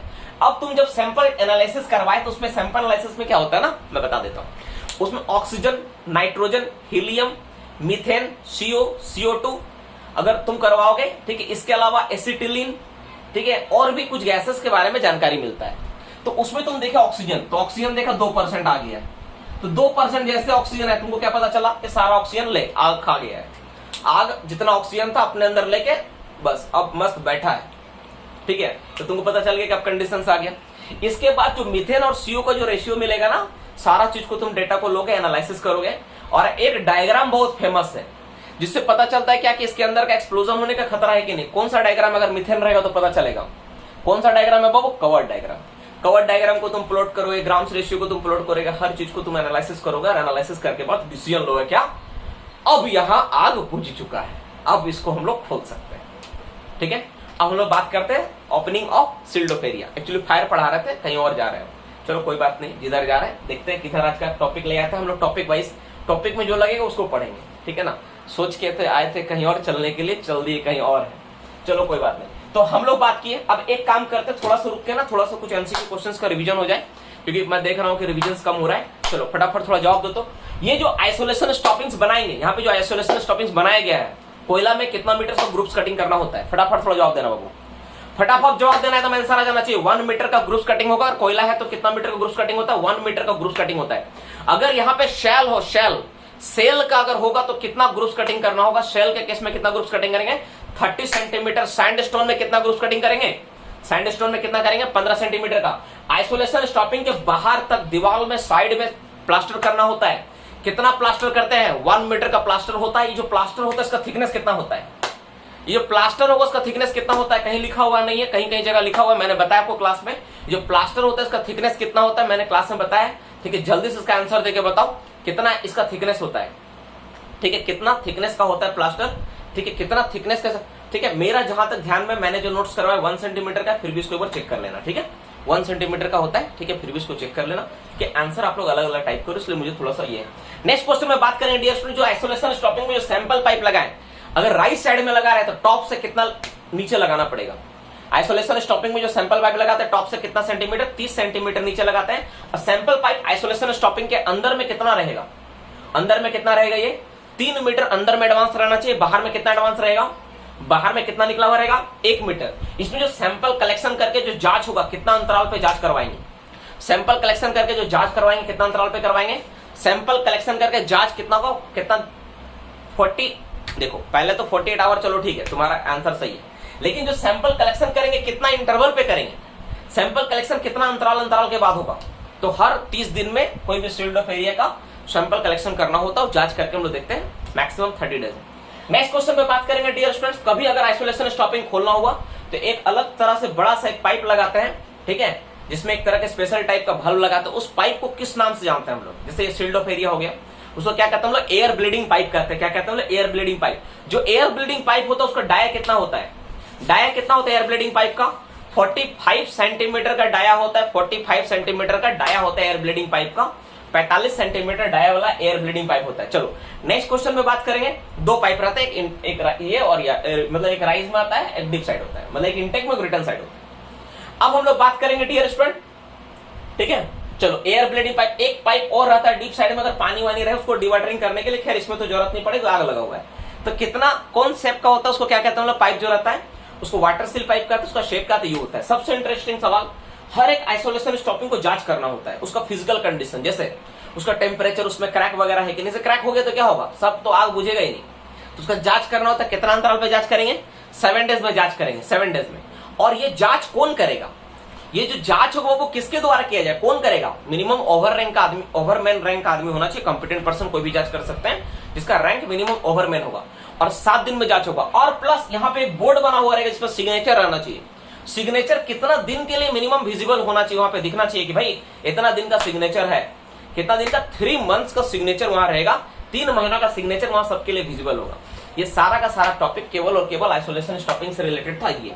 और प्रिपरेटरी स्टॉपिंग भी सेम होता है, आइसोलेशन स्टॉपिंग भी सेम होता है। मैं थोड़ा सा इस क्लास को मैं लास्ट में ना आप लोगों के सामने जितना भी टाइप्स का स्टॉपिंग्स होता है, जैसे परमानेंट स्टॉपिंग, टेम्पोररी स्टॉपिंग, जैसे ventilation stopping, isolation stopping, explosion proof stopping, preparatory stopping, sectionalisation stopping, जितना भी टाइप्स का होता है मैं सबको एक बार एक्सप्लेन कर दूंगा, ताकि कभी फ्यूचर में आपके सामने आए तो आप उसको अच्छे से काउंटर कर पाओ।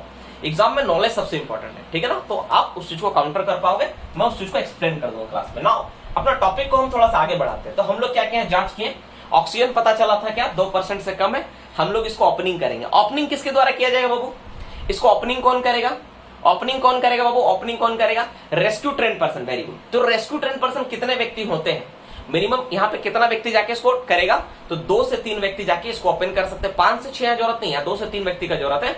वो जाके इसको खोलेगा, अपने इंस्ट्रूमेंट वगैरह लेके जाएगा, सारा अंदर में घुस के चेकअप करेगा, स्टॉपिंग क्या कंडीशन से नहीं है, और अंदर से सैंपल लाके उसको फिर से एनालिसिस किया जाएगा, तब तक बंद रहेगा फिर से। यानी जब सेकंड ऑर्डर नहीं आता है कि हाँ भाई इसको पूरी तरह खोलना है, तब तक नहीं। और जब खोला भी जाएगा ना, तो ऐसा नहीं कि पूरा दीवार को एसडीएल ला के मार दिए या डोजर ला के मार दिए दीवार में कि जाओ पूरा दीवार टूट गया, ऐसा नहीं, थोड़ा सा ओपनिंग खोला जाता है ताकि उसमें एक आदमी पार हो सके, बस इतना ही। इतना ओपनिंग खोल के फिर उसको बंद कर दिया जाता है, फिर अंदर से सैंपल कलेक्शन करके एनालिसिस करके जब सब चीज ओके मिलता है तो हम लोग क्या करते हैं, इस एरिया को ओपन करते हैं, फिर से दोबारा इसमें काम स्टार्ट होता है, और लोग बोलते हैं बधाई हो, पैनल ओपन हो गया, ठीक है ना। तो बधाई हो, तुम्हारा फायर चैप्टर का जो बहुत बड़ा पार्ट था, ये वाला टॉपिक खत्म हुआ।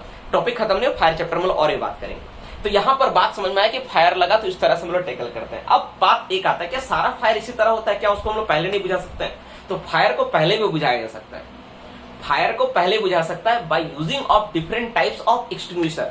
अलग अलग जो एक्सटिंग्विशर है, जितना भी तरह के एक्सटिंग्विशर है, सारे एक्सटिंग्विशर को यूज करके तुम फायर को बुझा सकते हो, पर्टिकुलर फायर में पर्टिकुलर एक्सटिंग्विशर को यूज करके। तो अब सवाल यहां पर आता है सेकेंडरी कि तो फायर कितना तरह का होता है, क्या फायर का भी अलग अलग टाइप है? फायर का तो फायर ही टाइप है, लेकिन फायर किस चीज पे लगा हुआ है इसके हिसाब से देखा जाए तो फायर का अलग अलग टाइप है। ध्यान सुनो, फायर का मतलब तो फायर ही होता है, आग का मतलब तो आग ही होता है, ठीक है।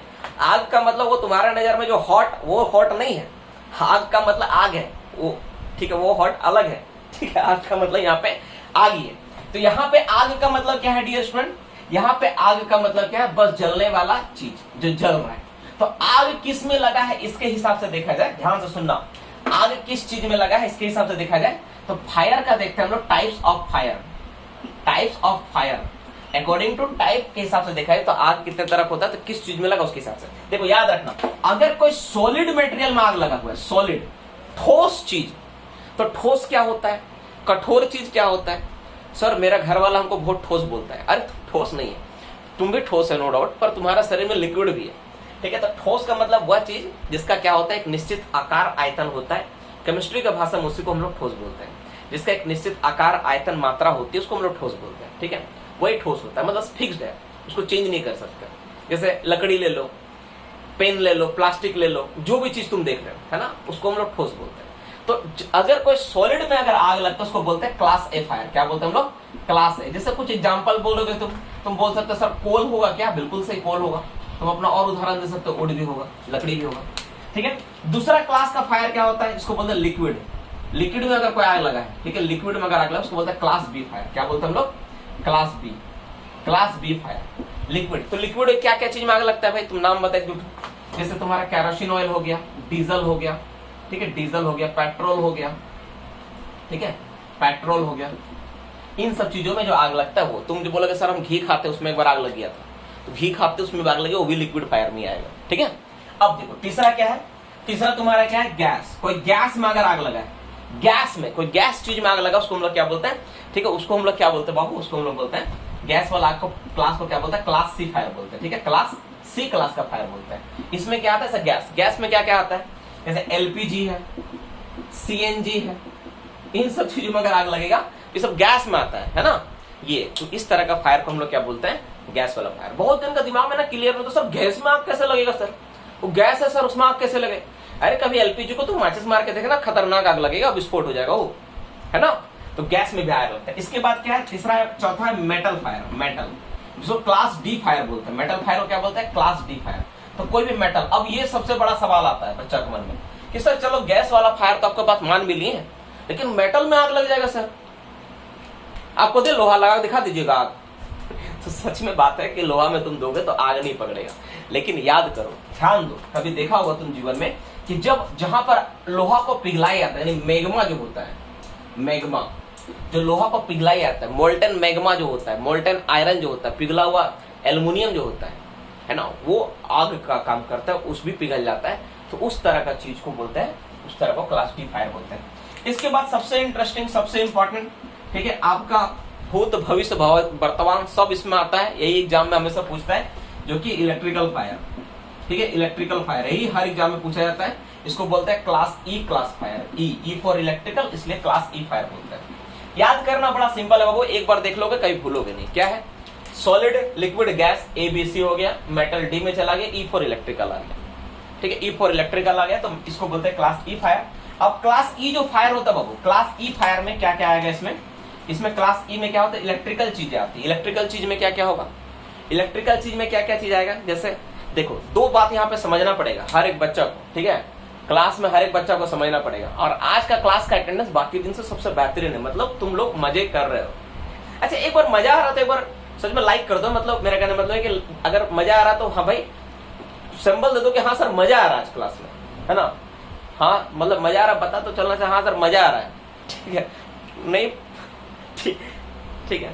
नया एप्लीकेशन है ना यार, जो नया एप्लीकेशन हम लोग यहाँ स्टार्ट किया ना, हर चीज तुम देखोगे, हर चीज बहुत बेहतरीन मिल रहा है, हर चीज दोगुना मिल रहा है, ज्यादा मिल रहा है, मतलब शानदार चीज मिल रहा है, नहीं मिल रहा है बोलो। आने वाला टाइम ना आप लोग के लिए एकदम बल्ले बल्ले है, मैं बोल दे रहा हूँ। जो बच्चा जुड़ गया ना पहले से, उसके लिए बल्ले बल्ले है। और तुम्ही लोग के कारण बाकी लोग आएगा, ठीक है, तुम्ही लोग के कारण बाकी लोग आएगा, उन लोगों को जो देर आएगा उसको पछताना पड़ेगा। तुम लोग के कारण बाकी लोग आएगा, जो देर से आएगा वो बहुत पछताएगा, तुम देखना एक बार, ठीक है ना, बहुत पछताएगा लोग, क्योंकि वो लोग कॉस्ट भी ज्यादा पड़ेगा, और कंटेंट तो खैर सब मिल ही जाएगा, लेकिन कॉस्ट वो लोग ज्यादा पड़ेगा और टाइम भी बर्बाद करके आएगा लोग। चलो, तो यहाँ पे देखिए इलेक्ट्रिकल में क्या होता है, क्लास ई फायर। अच्छा, एक इन्फॉर्मेशन, एक सूचना मैं आप लोगों से शेयर करना चाहता हूँ। वैसे मैं इसको सोचा था कि मैं बाकी बच्चों के साथ भी शेयर करूंगा। हम लोगों का जो कोर्स था ना, महा क्लास क्रैश कोर्स, ठीक है ना, टॉप ट्रेंड किया पूरा इंडिया में ना, टॉप ट्रेंड किया, उसका एक सर्टिफिकेट मिला है मुझे, है ना, उसका मैं फोटो में आप लोगों को भेज दूंगा। कंपनी की ओर से मुझे सर्टिफिकेट मिला है कि आपका जो कोर्स है ना टॉप ट्रेंड किया है। मतलब तुम लोग इतना ज्यादा शेयर किए, इतने ज्यादा लोगों को जोड़ा उसमें ना, टॉप ट्रेंड। और इसी चीज को देखते हुए बाबू प्राइस को भी डिस्काउंट कर दिया गया, 400 रुपए का भी स्पेशल डिस्काउंट भी मिल रहा है, ठीक है। और बाकी चीजों का जो क्लास भी है, जो अलग अलग टीचर को इन्वाइट करके पढ़ा रहे हैं, ताकि और बेहतर कर सके। तुम लोग मेरे लिए मेहनत किया, हम तुम्हारे लिए बेहतर करेंगे। तुम जितना मेरे लिए मेहनत करेगा, हम तुम्हारे लिए उतना बेस्ट बनाएंगे, जहां से हो सकता है उस तरह से बेस्ट बनाएंगे। और भी काम हो रहा है, नया नया कंटेंट, नई नई चीजें, हर चीज अपलोड करके तुम जो एप्लीकेशन खोलोगे ना, तुम्हारा जो क्लासरूम को खोलोगे ना, तुमको लगेगा भाई यही मेरे लिए सफिशिएंट है, इतना नॉलेज तो बहुत है। हर चीज को डाल दूंगा, जितने भी इंपॉर्टेंट सर्कुलर का पार्ट होता है, नोट्स होता है ना, जो चीजें जितना भी जरूरत पड़ेगा सब चीज को डाल देंगे, बस आप उसको पढ़ना पड़ेगा। सबसे बड़ा फायदा क्या है, डाउनलोड का ऑप्शन है। तुमसे जो पहले वाले एप्लीकेशन में डाउनलोड नहीं होता था, यहाँ तो डाउनलोड है, डाउनलोड करके रखोगे। अगर ट्रेन में जा रहे हो, अगर नेटवर्क चल गया तो भी कोई बात नहीं, वहां पर भी तुम सुन सकते हो। और ऐसा रैपिड रिवीजन होता है कि आप एक क्लास में 500 से ज्यादा एमसीक्यू, तो तुम तो एक क्लास अगर सुन लोगे तो सिलेबस का 25% वहीं खत्म हो जाएगा। चलो, तो इलेक्ट्रिकल क्लास में क्या होता है, क्लास ई फायर होता है ना, इसमें हम लोग क्या लेते हैं, जैसे एक तो चीज यहां समझाऊंगा। जैसे इलेक्ट्रिकल फायर है, समझना, टीवी चल रहा है, घर में टीवी चल रहा है, टीवी ऑन है, ठीक है, अचानक शक्तिमान चालू हुआ, टीवी बड़ाम कर गया, ठीक है। ऐसा अब तो शक्तिमान बंद हो गया, इसलिए मैं बोल रहा हूँ यार, तुम मत सोचो कि मैं तुम्हारा मतलब टीवी के बारे में ऐसा कल्पना कर रहा हूँ। शक्तिमान बंद हो चुका है, इसलिए मैं शक्तिमान के बारे में बता रहा हूँ। तो शक्तिमान चालू हुआ, अचानक टीवी बड़ाम कर गया। बच्चा लोग तो अलग दुख, माँ बाप का तो अलग लेवल का दुख होगा कि शक्तिमान भी नहीं देख पाया, टीवी भी फूट गया। अगर प्लग लगा हुआ है, समझना, अगर प्लग कनेक्टेड है,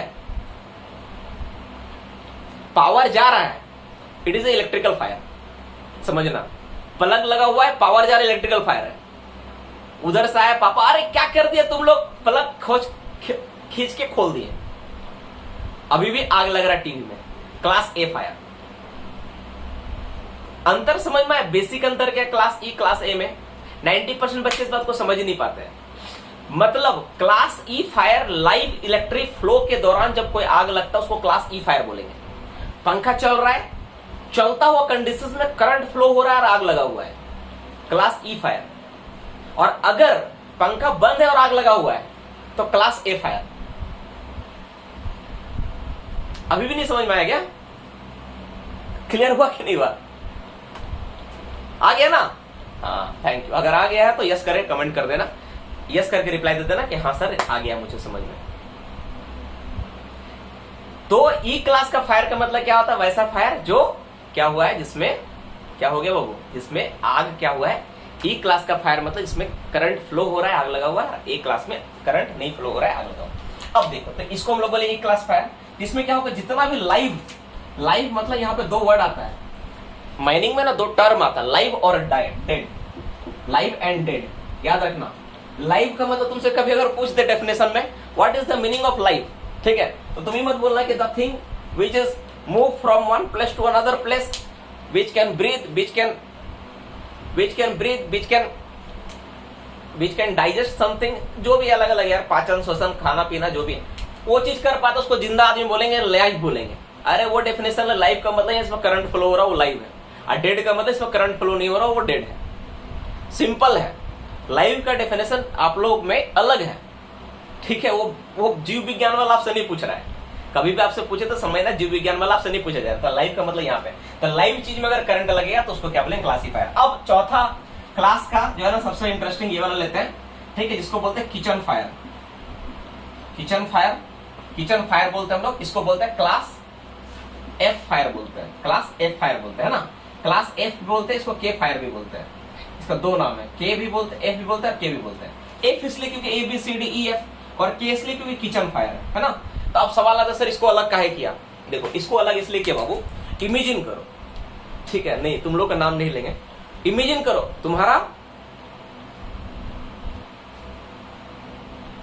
तुम्हारा जूनियर का शादी है, ठीक है, जो तुमसे जूनियर है उसका शादी है, तुम्हारा शादी नहीं हुआ।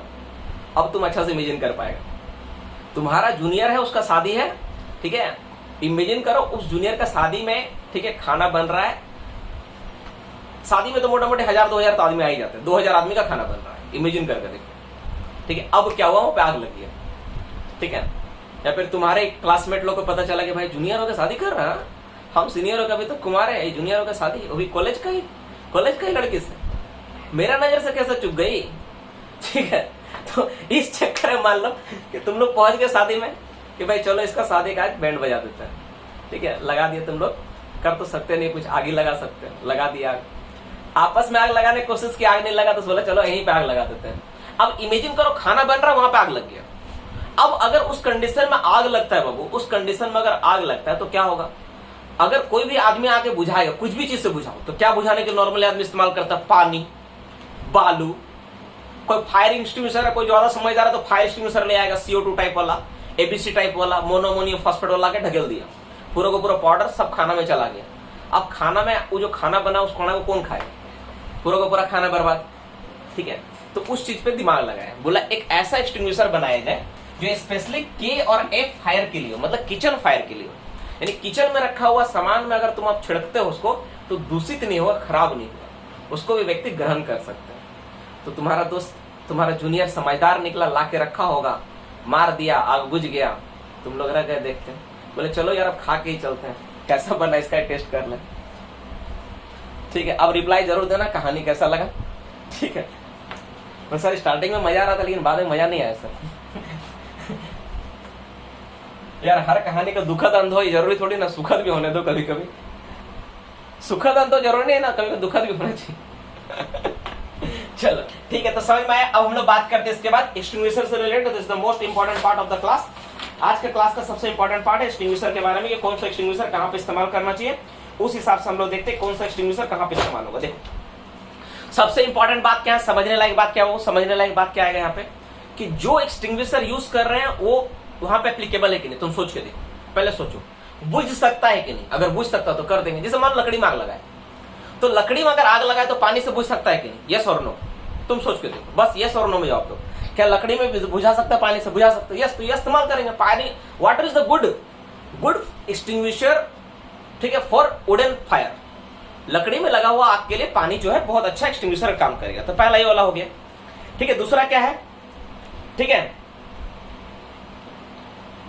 ठीक है, CO2 प्रेशर टाइप हो गया। फिर तुम्हारा इलेक्ट्रिकल फायर, मान लो इलेक्ट्रिकल में, इलेक्ट्रिकल मतलब तुम देखो इलेक्ट्रिकल फायर के बारे में सोचो क्या होगा। इलेक्ट्रिकल फायर में क्या होगा, तुम इलेक्ट्रिकल फायर में पानी डाल रहे हो, क्या तुम अच्छा कर रहे हो?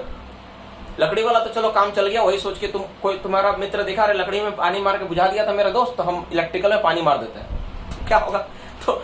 तो उसको पता चलेगा भाई कि ये ज्यादा खतरा रही, तो मेरा ज्यादा, मतलब क्या बोलेंगे इस चीज को, इसको बोलेंगे आ बेल मुझे मार, ये ना बोलेंगे भाई। तो आ बेल मुझे मार वाला कहानी में जाके बेल को मार रहा है, तुम्हारा मित्र जाए ना बेल को मार रहा है।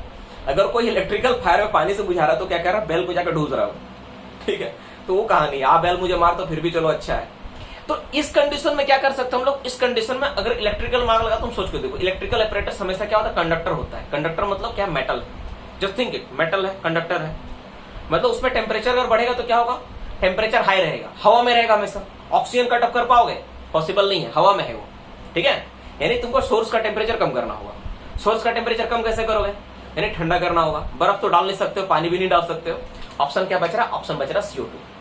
CO2 जो होता है ना, जब कम, देखो अलग अलग तरह के एक्सटिंग्विशर, पहले तो मैं वही नहीं बताया यार, पहले तो मेरा ना क्या बोलूं मैं, पहले जानो एक्सटिंग्विशर कितना टाइप का होता है, फिर समझना उसका इस्तेमाल क्या होता है। देखो एक होता है, इसको बोलते हैं ABC टाइप फायर एक्सटिंग्विशर, जिसको बोलते हैं DCP type fire extinguisher. DCP type जो सबसे ज्यादा फेमस है, हर जगह तुमको मिलेगा, ABC टाइप, DCP टाइप हर जगह मिलेगा, कोई इसका नहीं है भाई, हर जगह मिलता है ये, ठीक है। DCP type, ABC type. दूसरा एक्सटिंग्विशर होता है, इसको बोलते हैं हम लोग CO2 प्रेशर टाइप। क्या होता है बाबू, दूसरा क्या होता है, CO2 pressure type, pressure type, CO2 pressure type वाला आता है दूसरा एक्सटिंग्विशर, ठीक है, जो हम लोग इस्तेमाल करते हैं। तीसरा होता है सोडा एसिड टाइप। तीसरा क्या होता है, soda acid type, soda acid type, soda acid type होता है। और होता है फॉर्म टाइप, होता है अलग अलग तरह का है, ठीक है। मेनली ये 3 तरह का तुम जान के रखो। इसका पानी बालू बाकी तो है ही, कंबल, भीगा कंबल, ई कंबल, उ कंबल, उस सब का इस्तेमाल करके तुम बुझाओगे, कुछ नहीं तो बालू मारो। चलो अब हम लोग बात करते हैं ABC टाइप, DCP टाइप क्या होता है। ये फायर एक्सटिंग्विशर क्या होता है ना, इसमें क्या होता है, पहले फायर एक्सटिंग्विशर मेरे पास होता तो मैं दिखाता, मैं एक वीडियो अपलोड किया हूँ यूट्यूब में, तुम देख सकते हो कैसे कैसे क्या होता नहीं होता, खोल के दिखा फायर एक्सटिंग्विशर में, फिर भी तुम अभी डायग्राम से समझ सकते हो। मेरे पास है सुविधा की डायग्राम थोड़ा बहुत मैं बना लेता हूँ, है ना। तो क्या होता है, एक इस तरह से हमेशा फायर एक्सटिंग्विशर तुम देखोगे इस तरह का बोतल जैसा दिखता है ना। नॉर्मली फायर एक्सटिंग्विशर क्या होता है, ऐसा बोतल जैसा दिखता है। और इसमें तुम क्या देखते हो, स्पेशली क्या, ऐसा ऊपर से लॉक किया हुआ रहता है, ऐसा ऊपर से ऐसा लॉक किया हुआ रहता है, और यहाँ पे क्या होता है, एक नोजल जैसा लगा हुआ रहता है, ऐसा एक पिन जैसा लगा रहता है, एक पिन जैसा लगा होता है ऐसे। और इसके अंदर, अब इसके अंदर अगर बात करेंगे हम लोग, तो मैं अलग कलर से बनाता हूँ ताकि इसके अंदर का चीज आप देख पाओ। यहाँ पे क्या ऐसा कहते हैं, कार्टिज जैसा लगा होता है ना, तो कार्टिज लगा होता है, एक कार्टिज ऐसा लगा होता है, एक कार्टिज ऐसा लगा होता है, कार्टिज। और इसमें क्या होता है, एक ठो, ठीक है, एक ठो ग्लास, एक ठो इस तरह का ये लगा होता है, पीतल का, शायद ये पीतल का होता है शायद, हमको लग रहा है ना। एक ये लगा होता है, एक ठो स्टील का, एक ठो ग्लास जैसा लगा होता है जो यहाँ पे होता है। और इसके चारों तरफ क्या होता है, एक पाउडर भरा रहता है, ध्यान समझना। इसके चारों तरफ क्या होता है बाबू, एक पाउडर भरा रहता है। कौन सा पाउडर होता है हम थोड़ा देर में बताएंगे, ठीक है, ये पाउडर। और यहाँ पे क्या होता है, एक नोजल, ऐसा करके नोजल क्लिप लगना निकला हुआ। अब होगा क्या, समझना, यही है तुम्हारा ABC type, DCP type fire extinguisher जो है, यही है, समझ लो। सबसे पहले अगर इस्तेमाल करना है, इस क्लिप को हम लोग खोलेंगे, यहाँ पे क्लिप लगा होता है, क्लिप को खोलोगे तब जाके नीचे जाएगा, ठीक है। इसका जो नीचे वाला पॉइंट होता है ना, पॉइंटेड होता है, मतलब नोकीला होता है, नोकीला होता है, पॉइंटेड होता है, नोकीला होता है। और ये जो तुम देख रहे हो ना कार्टिज, ये खुल के अलग हो जाएगा। कार्टिज देखने में कैसा होता है, बोतल के समान होता है। ये जो तुम बोतल देख रहे हो ना, इस बोतल को तुम छोटा बोतल एक मान लो, छोटा सीसी मान लो, छोटा एक सीसी मान लो, छोटा सीसी, जैसे बचपन में नोनिहाल वगैरह, अभी तो मेरे घर में आया है बाबू के लिए, तो जो नोनिहाल वगैरह होता है ना, वैसा सीसी वाला तुम मान सकते हो, वैसा सीसी वाला बोतल है जैसे, ठीक है। उसमें CO2 भरा हुआ है, CO2 गैस भरा हुआ है। अब क्या होगा समझना, ठीक है, अब कुछ नहीं होगा। अब क्या होगा, जैसे तुम क्या करोगे, इसको मतलब तुमको पता चल गया कि यहाँ पे पॉइंटेड है, तो इसको ठोकना पड़ेगा। तो ठोकोगे ना, तो हाथ से तुम सोचोगे ना, ऐसा अगर मारेंगे, सर मेरा हाथ तो ठीक है, वो क्या बोलते हैं, हल्क वाला हाथ है, मार के तोड़ देंगे, वो नहीं होगा यहाँ पे। इसको कोई भारी हथौड़ा से मारना पड़ेगा। हाथ मारते रह जाओगे, आग बुझेगा नहीं, तुम्हारा हाथ लहूलुहान हो जाएगा। तो कोई हथौड़ा लाके, बड़ा पत्थर लाके मारना होता है। अगर कुछ नहीं मिले तो उसको उल्टा पटक दो, है ना, जैसे ये वाला एक्सटिंग्विशर, इसको लाके ऐसे उल्टा पटक दो। तो उल्टा पटकोगे तो अपना प्रेशर से क्या होगा, टूट जाएगा। ठीक है, लेकिन ऐसा पटकना थोड़ा सा खतरनाक भी होता है, क्योंकि काफी, जैसे तुम पटकोगे काफी प्रेशर में निकलेगा। तो ऐसा नहीं पटकना, सिस्टमेटिक तरीके से करना चाहिए, लेकिन ऑप्शन नहीं है तो करना पड़ेगा। बोलता है ना, मजबूरी का नाम महात्मा गांधी। सुने, ये उचित नहीं है बोलना, बहुत बड़ा अपमान, ऐसा नहीं बोलना चाहिए, मैं ऐसा नहीं करता हूँ। देखो, तो ये हो गया यहाँ पे। अब इसको जैसे तुम तोड़े तो यहाँ क्या होगा, CO2। यहाँ पे क्या होता है, ये जो बोतल देख रहे हो, यहाँ पे एक छोटा सा नोजल यहाँ बना रहता है, एक होल रहता है इसी बोतल में, जो दिखता नहीं। जैसे तुम पंचर करोगे ना, उसी हिसाब से क्या होगा, स्पीड में CO2 गैस यहाँ निकलना स्टार्ट करेगा, पूरा का पूरा प्रेशर से निकलना स्टार्ट करेगा। CO2 गैस निकलेगा। यहाँ पे तुम क्या भर के रखे, पाउडर। इस पाउडर का नाम क्या है, mono ammonium phosphate. Mono ammonium phosphate लिख लेना, मोनो अमोनियम फास्फेट। इसमें प्रेशर डालेगा। अब तुम देखो, कोई भी पाउडर के ऊपर अगर तुम प्रेशर हवा का देते हो तो क्या होगा, क्या होगा बताओ। यहाँ पे पाउडर हाथ में ले लो और हवा मारो, क्या होगा, पाउडर उड़ेगा। क्या होगा, पाउडर क्या होगा भाई, उड़ेगा भाई, उड़ेगा। पाउडर उड़ता है, उड़ेगा, ये भी पाउडर उड़ेगा। तो उड़ के कहां जाएगा, उड़ के कहां जाएगा, चारों तरफ तो बंद है, निकल नहीं सकता है। निकलने के जगह है, कौन सा जगह, देखो यहाँ पे, जो तुम यहाँ पे तुम होल करके रखे हो, यहां से निकलेगा सारा का सारा पाउडर, यहां से होल से निकलेगा। ठीक है, बस इस नोजल को तुम पॉइंट कर दो जहां पहले से आग हो रखा है, जहां पहले से क्या लग के रखा है, आग। इस नोजल को वहां पर पॉइंट कर दो, पॉइंट पहले से करके रखो, उसके बाद मारो। इसीलिए बोला जाता है सारा का सारा डस्ट क्या हो, वहां जाके गिरेगा, उसके ऊपर ब्लैंकेट कर देगा। डस्ट गिरेगा तो क्या करेगा, एक ब्लैंकेटिंग कर देगा, एक कवर चढ़ा देगा डस्ट का। डस्ट क्या होता है, इनकम्बस्टिबल मटेरियल होता है, अज्वलनशील पदार्थ। डस्ट क्या है, इनकम्बस्टिबल मटेरियल, अज्वलनशील पदार्थ, जो जलता नहीं। तो अज्वलनशील पदार्थ का एक लेयर चढ़ा दिए, तो क्या करेगा, ऑक्सीजन का कट ऑफ कर देगा। अब याद करो फिर से वही ट्रायंगल। ट्रायंगल वाला क्या था भाई, आग लगने के पीछे तीन चीज, क्या क्या चीज है, एक तुम्हारा क्या है, एक कंबस्टिबल मैटर है, एक क्या है, एक तुम्हारा टेम्परेचर है, और एक क्या है, ऑक्सीजन है।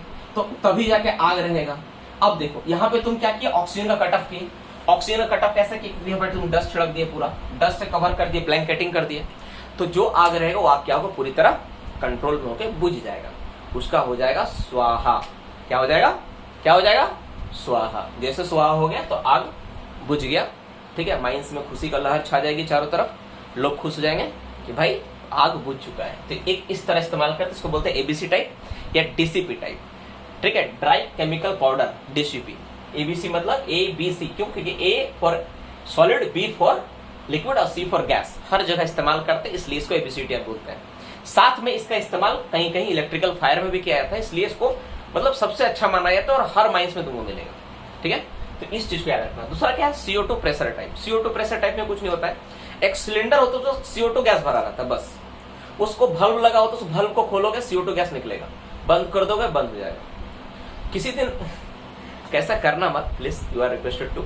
अगर तुम ट्राई करना चाहो, कहीं CO2 टाइप देखोगे ना, उसको भल्ब को खोल के तुम टेस्ट कर सकते हो कि निकल रहा है कि नहीं, ठीक ठाक रखा है कि नहीं। टेस्ट करने का इसका सबसे आसान है, but this is the only for one time use. CO2 type को तुम खोल के खोला, उसको बुझा दिया, फिर वापस टाइट करके बंद करके वापस रख दो, रिफिलिंग करवा सकते हो। अगर घट गया तो उस हिसाब से तुम्हारा रिफिलिंग हो जाता है।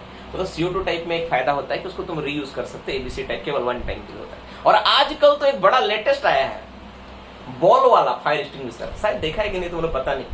बॉल वाला कुछ नहीं है, जहां पर उसको वहां पर रख दो, जहां पर आग लगने का ज्यादा खतरा वहां रख दो, जब आग लगेगा ना तो टेम्परेचर राइज करेगा। सोचो कंसेप्ट कैसा दिमाग लगा देते हैं यार लोग, मैं मतलब सैल्यूट करने का मन करता है। क्या किया ना आजकल आदमी लोग, इस सब पे थोड़ा जानकारी रखो। बॉल बना दिया, बॉल जैसे गेंद होता है ना, गेंद आप खेलते हो ना फुटबॉल, वैसा ही गेंद है। उसके अंदर क्या है, मोनो अमोनियम पाउडर भरा हुआ है, जस्ट थिंक इट, भरा हुआ है। ठीक है, उसको बोला कि कहीं पर जहां पर आपको आग लगने का डर वहां रख दीजिए, तुम रख दिया। ठीक है, अब आग लगेगा तो क्या होगा, टेम्परेचर राइज करेगा। तो उस बॉल में ऐसे कुछ केमिकल्स देकर रखे हैं ना कि जब टेम्परेचर राइज करेगा तो बॉल फटेगा। फटेगा तो क्या होगा, फटेगा तो उसमें जो पाउडर है सब में बटेगा। तो वही जो बॉल जब फटेगा तो पाउडर क्या होगा, सब में बटेगा। और जो पाउडर, जब वही बॉल क्या होता है, टेम्परेचर राइज होने से फटता है और पाउडर सब जगह बिखर जाता है। जितना भी आसपास का एरिया पूरी तरह डस्ट से कंप्लीटली पैक्ड हो जाता है और वो जगह क्या होता है, फायर बुझ जाता है। तो इनिशियल कंडीशंस में इस तरह से। तो आजकल वैसे भी फायर एक्सटिंग्विशर आ गए, उसको फायर बॉल बोलते हैं। फायरबॉल ऐसा करके आता है वो, ऐसा कर लोग फेंक, आग में भी तुम उसको फेंक के बुझा सकते हो। उसका डेमोस्ट्रेशन वगैरह यूट्यूब वगैरह में तुमको मिल जाएगा, ये तुम सर्च करोगे ना मिल जाएगा। ठीक है, तो इन सारी चीजों से हम लोग क्या करते हैं, आग को हम लोग कंट्रोल करते हैं। नेक्स्ट फायर एक्सटिंग्विशर क्या है, soda acid type. Soda acid type fire extinguisher क्या है, सोडा एसिड टाइप में सोडा और एसिड का कॉम्बिनेशन से इस एक्सटिंग्विशर को बनाया गया है। सोडा के रूप में हम लोग सोडियम बाइकार्बोनेट का इस्तेमाल करते हैं और एसिड के रूप में सल्फ्यूरिक एसिड का इस्तेमाल करते हैं।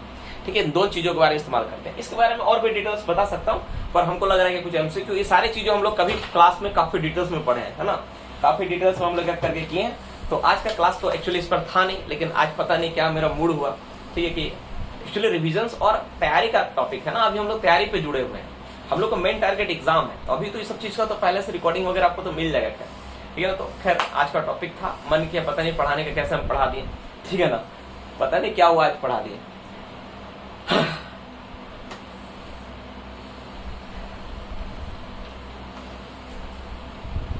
क्या हुआ, बुरा कैसा लगा, मजा आया, मजा आया?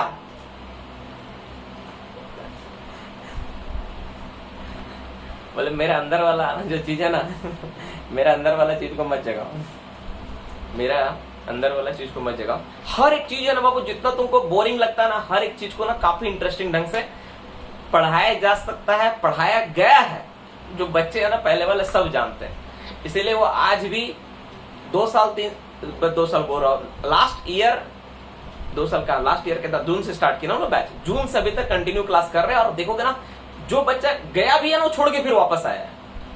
क्योंकि देखो तुम जाके कहीं पर पढ़ सकते हो, लेकिन मजा जो है ना, मतलब मजा के साथ सीखने वाला चीज तुमको नहीं मिलेगा, वो इंटरेस्टिंग चीज तुम बोल। आज जो क्लास में अभी तक फुल स्टूडेंट अटेंडेंस में है और ऐसा अटेंडेंस अभी तक नहीं देखे, ठीक है ना। तो ये जो चीज है ना कभी कभी मिलता है, और ऐसे क्लास करोगे तो सच में मजा आएगा। मुझे पूरा यकीन है कि आपको पूरा मजा आएगा। बट हम लोग क्लास का आज एक पार्ट में और आएंगे हम लोग, क्योंकि हम लोग का टारगेट तो ये था नहीं, हम लोग का टारगेट था रिविजन्स का था। हम लोग एक बार आते हैं, सारा का सारा चीज को एमसीक्यू के रूप में लेते हैं। सुनना समझना सीखना तो अलग बात है, मजा लेना तो अलग बात है, लेकिन जब तक क्या बोलते, जब तक सीखोगे नहीं तो कोई मतलब निकलेगा नहीं, है ना। एमसीक्यू क्वेश्चन ज्यादा इंपॉर्टेंट। चलो, माइंस ओपनिंग से कितना मीटर के एरिया तक हम लोग कंबस्टिबल मटेरियल, ध्यान सुनो, माइंस एंट्रांस से कितना मीटर के रेडियस में हम लोग कोई भी मटेरियल को हम लोग स्टोर नहीं करेंगे जो कि इनकम्बस्टिबल मैटर हो।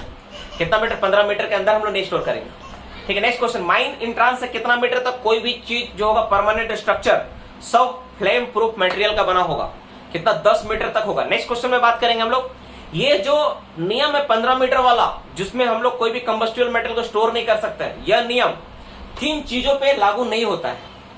किन चीजों पे लागू नहीं होता है? कोल पे लागू नहीं होता है। माइंस ओपनिंग से कितना मीटर के अंदर हम लोग कोई भी तरह का आग नहीं लगाएंगे, ठीक है। बोलोगे सर आग कहां लगाते हैं? सर वो तो काम महिलाओं का होता है, आजकल लड़का लोग भी आग लगाने लगा यार, ठीक है। बोलता बुरा ना मानो होली है, मतलब चला होली से आग का क्या संबंध। चलो next question, who give the seam का क्लासिफिकेशन, गैसीनेस ऑफ सीम का क्लासिफिकेशन कौन करता है? सीम का क्लासिफिकेशन, गैसीनेस ऑफ सीम का क्लासिफिकेशन इनिशियली किया जाता है सीआई के द्वारा, उसके बाद जितना भी होता है कौन करता है, उसके बाद जो होता है उसको आरआई के द्वारा किया जाता है, ठीक है। नेक्स्ट क्वेश्चन पे बात करेंगे, इनफ्लेमेबल गैस, ठीक है, मीटर क्यूब पर टन ऑफ कोल प्रोडक्शन के हिसाब से कितना अंतराल पे जांच किया जाएगा? इनफ्लेमेबल गैस मीटर क्यूब पर टन हिसाब से कितना दिन में जांच किया जाएगा? 1 से 30 डेज, 30 डेज के हिसाब से 30 में जांच करेंगे। डिग्री 2 माइंस में वेल्डिंग करने का परमिशन कौन देगा? डिग्री 2 माइंस में वेल्डिंग करने का परमिशन कौन देगा बाबू? एक बार मैं थोड़ा सा देख लेता हूं यार पूरा पूरा क्या है।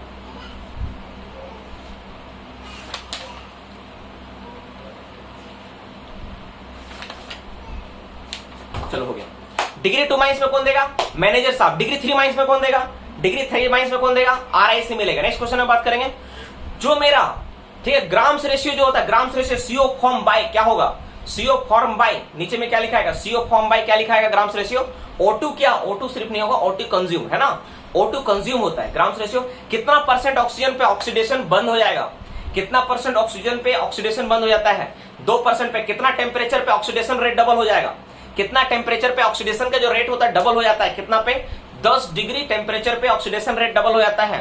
ठीक है, चलो नेक्स्ट क्वेश्चन में बात करेंगे हम लोग। ठीक है, नेक्स्ट क्वेश्चन में बात करते हैं, कोई भी अनयूज्ड डिसयूज्ड वर्किंग का, ठीक है, एयर सैंपल का जांच कितना दिन में किया जाएगा? कोई भी डिसयूज्ड अनयूज्ड वर्किंग का जो एयर सैंपल का जांच करते हैं हम लोग कितना अंतराल पे करते हैं? 7 डेज के अंतराल पे करते हैं। ठीक है, अगर कोई पेट्रोल में आग लगा हुआ है उसको किस क्लास का फायर में रखेंगे? पेट्रोल में अगर आग लगा है तो किस क्लास का फायर में रखेंगे? देखो ई मान रहा है यार, कैसे लड़का, बी क्लास का फायर में रखेंगे। अगर कोई, ठीक है, कोई लाइव इलेक्ट्रिकल सर्किट में आग लगा है तो किस क्लास का फायर में रखेंगे? लाइव इलेक्ट्रिकल सर्किट में ई क्लास का फायर में रखेंगे। और ई क्लास फायर के लिए सबसे सुटेबल जो फायर एक्सटिंग्विशर है कौन सा है? कौन सा है ई क्लास के लिए? CO2 टाइप है बाबू। एक बात याद रखना आप सब, ठीक है, देखो मैंने कभी यूट्यूब में लाइव आके भी मैंने कहा था ये बात कि देखो पहले क्या था ना, एग्जाम क्वालिफाई करने के लिए 3 चीज चाहिए था, बेसिक इंफॉर्मेशन, तुम्हारा प्रिपरेशन और शार्पनेस। आज की डेट में बेसिक प्रिपरेशन शार्पनेस के साथ एक और वर्ड जोड़ लेना, कमांड। कमांड होना चाहिए भाई, एक चैप्टर में कमांड तुम्हारा कितना है, किस कमांड से तुम उसको तैयारी कर रहे हो। अगर कमांड नहीं रहेगा तो तुम नहीं कर पाओगे। कमांड के लिए तुम्हारा बेसिक बहुत स्ट्रांग होना चाहिए। तुम देखना जब तुम रिजल्ट आएगा ना एनसीएल एमसीएल का, जो बच्चे क्वालिफाई करेंगे तुम उनसे एक बात पूछना कि भाई तुम कब से तैयारी कर रहा है? वो बोलेगा जब से हम माइनिंग लिए है ना तब से हम पढ़ रहे हैं। ऐसा कोई बच्चा नहीं मिलेगा जो तुमको बोलेगा कि नहीं भाई हम तो 3 महीना पहले स्टार्ट किया और मेरा नौकरी हो गया, 6 महीना पहले स्टार्ट किया नौकरी, क्योंकि क्वेश्चंस का स्टैंडर्ड वैसा रहा ही नहीं। आपको अपना तैयारी का लेवल वो शुरुआत से लेकर सब करना पड़ेगा, ठीक है ना, कोई चीज को आप अवॉइड नहीं कर सकते। बेसिक प्रिपरेशन, शार्पनेस, कमांड, अगर ये 4 पिलर को तुम अपना ठीक कर लिया ना, कोई भी एग्जाम को क्रैक कर दोगे, इतना तय मान के चलो। ठीक है, चलो ये सारी चीजें हम लोग का रिविजन का पार्ट रहा, हम लोग रिविजन का पार्ट लिए। ठीक है, रिविजन का पार्ट कुछ रेस्क्यू वाला समय चाहूंगा रिविजन करवाना आप लोग का, रैपिड रिविजन में रेस्क्यू वाला, क्योंकि आज जैसे क्लास के स्टार्टिंग में भी रैपिड रिविजन नहीं हुआ ना तो एक मन ना नहीं रहता है मेरा। ठीक है, तो आज थोड़ा सा रैपिड रिविजन करते हैं हम लोग। ठीक है, और अतुल सर का क्लास कल होगा, अभी तो क्लास भी डबल हो गया है ना। अतुल सर भी बच्चा लोग को पता नहीं तो सब सुन लो भाई, कल अतुल सर का क्लास है। ठीक है, शाम में 4 बजे से और रात में फिर मेरा 8 बजे से क्लास होगा। तो अभी 2 क्लास चल रहा है, नॉन टेक्निकल क्लास अलग से है उनका, और एग्जाम भी रेगुलर बेसिस पे। आज नॉन टेक्निकल का एग्जाम था, आप लोग दिए हो कि नहीं पता नहीं दिए हो तो दे देना। तो हर एक चीज के बारे में तो सब चीज तो बेस्ट है, और हम लोग तो और तैयारी कर ही रहे हैं, मेरे हिसाब से तो तैयारी चल रहा है। अभी बहुत सारा कंटेंट अभी अपलोड करने वाला हूँ, हर एक कंटेंट आपको मिल जाएगा। जितना एसएससीएल, एक तो बात देख लो, जो एसएससीएल का सिलेबस में जो भी बातें हैं ना, जो एसएससीएल का सिलेबस में जितना भी कंटेंट डाला हुआ है ना, हर एक कंटेंट के ऊपर वीडियो अपलोड कर दूंगा। मैं ये सोच लिया कि अपलोड कर देना है ताकि आपको भटकना ना पड़े। अगर आपके पास नहीं है नोट्स तो देख के बना लोगे, टाइम तो मिलेगा ही। ठीक है, एसएससीएल वाला मैं पहले कंटेंट को अपलोड कर रहा हूँ और आपको मिल जाएगा। आज आपका सैटरडे है ना, संडे, कल संडे, आज 25 तारीख है, कल 26 मार्च को आपको मिल जाएगा। आप उम्मीद करो कि आपको मिल जाएगा और बहुत सारा कंटेंट मिल जाएगा। कल से तुम अपना तैयारी को बेस्ट बना दो। ठीक है, चलो अब हम लोग बात करते हैं बाबू, क्या हम लोग थोड़ा सा रैपिड रिवीजन में आते हैं, देखते हैं आप रैपिड रिवीजन कैसे कर पाते हैं। चलो, रेस्क्यू ट्रेन पर्सन बनने के लिए किसी व्यक्ति की आयु कितनी होनी चाहिए? फटाफट थोड़ा जवाब देना। रेस्क्यू ट्रेन पर्सन के लिए वेरी गुड, कितना? 21 से 30 साल। रेस्क्यू बनने के लिए 21 से 30 साल उम्र होना चाहिए। जो रेस्क्यू टीम होता है उसमें कितने व्यक्ति होते हैं? टीम में कितना व्यक्ति होता है? टीम में कितना व्यक्ति होता है? रेस्क्यू टीम में कितना व्यक्ति होता है? 5 से 6 व्यक्ति होता है। रेस्क्यू रूम रेस्क्यू स्टेशन में बड़ा कौन सा है? रेस्क्यू रूम रेस्क्यू स्टेशन में बड़ा कौन सा है? बड़ा कौन सा बाबू? रेस्क्यू रूम रेस्क्यू स्टेशन में बड़ा कौन सा स्टेशन बड़ा है? रेस्क्यू स्टेशन कितना किलोमीटर के अंदर रेडियस में ना हो तो हम लोग को अलग से रेस्क्यू रूम बनाने का जरूरत पड़ता है। 35 किलोमीटर रेडियस में ना हो तो हम लोग अलग से बनाते हैं। रेस्क्यू रूम में रखा गया इक्विपमेंट कौन सा शेड्यूल के तहत रखा जाता है? रेस्क्यू रूम में जो इक्विपमेंट रखता है कौन सा शेड्यूल होगा? 2, शेड्यूल नंबर 2 के तहत रखेंगे। रेस्क्यू स्टेशन में कौन सा शेड्यूल हो जाएगा? रेस्क्यू स्टेशन में कौन सा शेड्यूल होगा? 1 होगा। फंसाते हैं सर? नहीं, सही बात है, 1 होगा। ठीक है, हम ही भूल गए थे। चलो नेक्स्ट क्वेश्चन में बात करेंगे। जो रेस्क्यू में जो वो लोग सिग्नल देते हैं, ठीक है, अगर ज्यादा हवा चाहिए, मोर एयर रिक्वायर्ड, कितना ठग्स दिखाएंगे? कितना ठग, कितना अंगूठा दिखाना होता है? 1 ठग का मतलब होता है ज्यादा एयर चाहिए। जो रेस्क्यू जो रूल है कब से इंप्लीमेंट हुआ है, कब से लागू हुआ है? कब से लागू हुआ है बाबू? रेस्क्यू रूल जो है कब से लागू हुआ है? 1985 तो सबको पता है, मैं डेट के बारे में पूछ रहा हूं बाबू। 2 अप्रैल 1985 से लागू हुआ है। 2 अप्रैल 1985 से लागू हुआ है। जो रेस्क्यू रूल होता है, रेस्क्यू स्टेशन का इंचार्ज किसको दिया जाता है? रेस्क्यू स्टेशन का इंचार्ज कौन होता है?